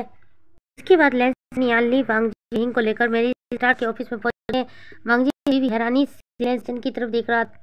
देर में ही यानली और सिचन के मेरी रजिस्टर के प्रोसेस सारे कंप्लीट हो जाते हैं। दोनों हाथ ही एक रेट दे दिया जाता है। यानली अपनी मैरिज सर्टिफिकेट को देखकर वह मुस्कुरा देती है। लैन सिचन भी मुस्कुरा देते हैं, लेकिन वांगजी और विंग दोनों ही हैरानी से लैन सिचन और यानली की तरफ देख रहे थे। यानली मुस्कुराते हुए कहती है, आशियन क्या बात है, मुझे इस तरह से क्यों देख रहे हो? लैन सिचन भी वांगजी से ये पूछते हैं, क्या हुआ बात है वांगजी, तुम मुझे इस तरह से क्यों देख रहे हो? वांगजी कहता है कि गगा इतने दिनों से फादर और मदर दोनों ही आपकी शादी करवाना चाहते थे, लेकिन आपने अपनी शादी करवाने के लिए साफ साफ इनकार कर दिया था, लेकिन अब ऐसा क्या हुआ कि आपने अचानक शादी कर ली? सिचन जब ये सुनते हैं तो मुस्कुरा देते हैं और कहते हैं, वांग जी एक्चुअली में मिस यानली से जब मैं पहली बार मिला तो मुझे पहली बार में ही मिस यानली से प्यार हो गया। जब हम लोग तुम्हारा पीछा कर रहे थे कार में तो मैंने मिस यानली को प्रपोज कर दिया और उन्होंने भी हाँ कर दी, जिस वजह से मैंने आज ही उनसे शादी कर ली ताकि तुम्हारे जैसा सिचुएशन क्रिएट न हो। पता नहीं उन दोनों बुड्ढों का कब क्या हो जाए, कब वो दोनों फिर भड़क जाए और हम दोनों की शादी रोक दे। इससे अच्छा है कि हम दोनों पहले ही शादी कर ले। वांग जी और भींग जब ये बात सुनते हैं तो दोनों जोर जोर के हंसने लगते हैं। वांग जी कहता है गगा आपने सच में बहुत अच्छा काम किया है। उसके बाद लैन सिचन वांग जी की तरफ देखते हैं और कहते हैं वांग जी ये कार की चाबी लो और भींग को लेकर घर पहुँचो, मैं कुछ दिनों बाद लौटूंगा। वांग जी जब ये सुनता है तो हैरान हो जाता है और कहता है कुछ दिनों बाद, मगर क्यों? लैन सिचन जब ये सुनते हैं तो मुस्कुरा देते हैं और कहते हैं आज ही हमारी शादी हुई है, मैं यानली को लेकर हनीमून पर जा रहा हूँ। अगर मैं सीधे ही घर पहुँचा और उन दोनों बुड्ढों को पता चला कि यानली और मैंने शादी कर ली है तो उन दोनों पर बम गिर जाएगा। मैं नहीं चाहता कि वो दोनों कोई तमाशा करे, इसलिए मैं यानली को लेकर यहाँ से दूर जा रहा हूँ। उसके बाद लैन सिचन वांग जी के कान के पास आते हैं और कहते हैं तुम्हें पता है ना वांग जी, आज ही हम दोनों की शादी हुई है तो आज हमारी वेडिंग नाइट है, मैं यानली को लेकर कहीं दूर जा रहा हूँ। वांग जी जब ये सुनता है तो हैरान हो जाता है और कहता है गगा मेरी भी तो आज ही शादी हुई है, इस हिसाब से देखा जाए तो मेरी भी वेडिंग नाइट है। विंग और यानली जब ये सुनते हैं तो दोनों ही बिलस करने लगते हैं। यानली तो अपना फेस दूसरी तरफ कर लेती है और विंग जल्दी से कोनी से वांग जी को मारता है और कहता है क्या बकवास कर रहे हो। वांग जी कहता है हाँ मैं सच्ची तो कह रहा हूँ, हमारी भी तो आज ही शादी हुई ना, तो इस हिसाब से देखा जाए तो आज हमारी भी वेडिंग नाइट है। विंग कहता है वेडिंग नाइट है लेकिन मना नहीं पाओगे। वांग जी जब ये सुनता है तो चौंक जाता है और विंग की तरफ देखता है और कहता है ऐसा क्यों, मैं क्यों नहीं अपनी वेडिंग नाइट बना सकता। विंग वांग जी की तरफ देखता है और अपने पेट की तरफ इशारा करता है और कहता है इसकी वजह से, क्योंकि तुम अपना सारा काम पहले ही कर चुके हो, अब कोई भी हनीमून नहीं होगा, कोई भी वेडिंग नाइट नहीं होगी। वांग जी कहता है किसने कहा कि वेडिंग नाइट और हनीमून नहीं होगा, मैं तो सब कुछ बनाऊंगा। ऐसा करते हुए दोनों आगे आगे लड़ते हुए जा रहे थे। यानली और सिचन दोनों पीछे पीछे आ रहे थे। यानली लैन सिचन का हाथ पकड़कर चल रही थी। लैन सिचन यानली की तरफ देखकर मुस्कुरा देते हैं। उसके बाद वांग जी की तरफ देखते हैं और कहते हैं वांग जी तुम कार लेकर घर पहुँचो, मैं टैक्सी लेकर एयरपोर्ट जा रहा हूँ। वांग जी जब ये सुनता है तो कहता है आप अकेले एयरपोर्ट नहीं जा रहे हो, मैं भी आप लोगों के साथ जा रहा हूँ। लैन सिचन कहते हैं वांग जी क्यों कबाब में हड्डी बनने जा रहे हो। वांग जी कहता है मैं कबाब में हड्डी नहीं बनने जा रहा हूँ, मेरी भी वेडिंग हुई है, मैं भी वेडिंग नाइट बनाऊँगा, हनीमून बनाऊँगा, इसलिए आप अपने लिए नहीं मेरे लिए भी टिकट बुक कीजिए। लैन सिचन जब ये सुनते हैं तो चौंक जाते हैं और वांग जी की तरफ देखते हैं और कहते हैं क्या बकवास कर रहे हो, तुम हमारे साथ जाने वाले हो। वांग जी कहता नहीं, आप मेरी टिकट अलग कंट्री में कीजिए और अपनी टिकट अलग कंट्री में, भूल कर भी हम दोनों एक दूसरे से नहीं टकराने चाहिए। लैन सिचन जब ये सुनते हैं तो कहते हैं ठीक है मैं बुक कर देता हूँ, लेकिन मैंने सोचा था कि तुम दोनों घर जाओगे और हम मेरी और यानली की शादी के बारे में बताओगे, लेकिन तुम तो खुद ही हमारे साथ जा रहे हो, अब उनको कौन बताएगा। तभी विंग बीच में बोलते गगा आप मैसेज भी तो कर सकते हैं, मैसेज करके भी तो बता सकते हैं और ये भी बताइए कि हम लोग भी हनीमून पर जा रहे हैं। वांग जी जब विंग की ऐसी बातें सुनता है तो मुस्कुरा देता है। उसके बाद लैन सिचन कहते हैं हाँ तुमने ठीक कहा। ऐसा कहकर लैन सिचन लैन किंगजन और यांग फेमिया दोनों के पास ही मैसेज कर देता है कि उसने यानली से शादी कर ली है और अभी वह कुछ दिनों के लिए यानली के साथ अब्रोड जा रहा है और वांग जी और विंग भी उसी के साथ जा रहे हैं। ये खबर मिलते ही जियांग फैमिली और लैन फैमिली में तो भूचाल आ जाता है। सभी लोग एक दूसरे की तरफ देखने लगते हैं और कहते हैं अब क्या कर सकते हैं, जब उन दोनों ने शादी कर ही ली है तो अब हमें उन दोनों को अपनाना पड़ेगा। लैन किंगजन कहते हैं ठीक कहा। यहाँ से सीन शिफ्ट करके वांग जी और विहिंग और लैन सिचन और यानली की तरफ देखते हैं। चारों ही एयरपोर्ट पर पहुंच चुके थे। वांग जी विहिंग का और सिचन ने यानली का हाथ पकड़ रखा था। उसके बाद दोनों भाई अपने अपने पार्टनर का हाथ पकड़ते हैं और दोनों ही अलग अलग डायरेक्शन की तरफ बढ़ जाते हैं। तो चलिए गाइज इसी हैप्पी मोमेंट के साथ मेरी स्टोरी यहीं पर ख़त्म होती है। गाइज आप लोगों को अगर मेरी ये स्टोरी सुनने में थोड़ी सी प्रॉब्लम है तो एडजस्ट कर लेना, क्योंकि कुछ दिनों से मुझे बुखार और ठंड लग चुकी है, जिस वजह से मुझे रिकॉर्डिंग करने में भी बहुत तकलीफ आ रही थी। लेकिन मुझे ईजान फीस्ट के लिए अपनी स्टोरी देनी थी, जिस वजह से मैंने आज ही रिकॉर्डिंग ख़त्म की है। आप लोगों को मेरी आवाज़ से तो पता ही चल गया होगा कि मेरा गला भी बहुत बुरी तरह से बैठा हुआ है। रिकॉर्डिंग करते वक्त मेरे गले में अक्सर दर्द स्टार्ट हो जाता है, जिस वजह से मैं लॉन्ग रिकॉर्डिंग नहीं कर पाती हूँ। चलिए आप लोगों को मेरी ये एफएफ कैसी लगी ये ज़रूर बताइएगा। आप लोगों के कमेंट लाइक बहुत कम हो जा रहे हैं। और हाँ, जो मेरे चैनल पर नए आ रहे हैं प्लीज़ मेरे चैनल को सब्सक्राइब कर दीजिएगा और बेल आइकन का बटन दबाना मत भूलिएगा। And thank for watching. टिंग टिंग।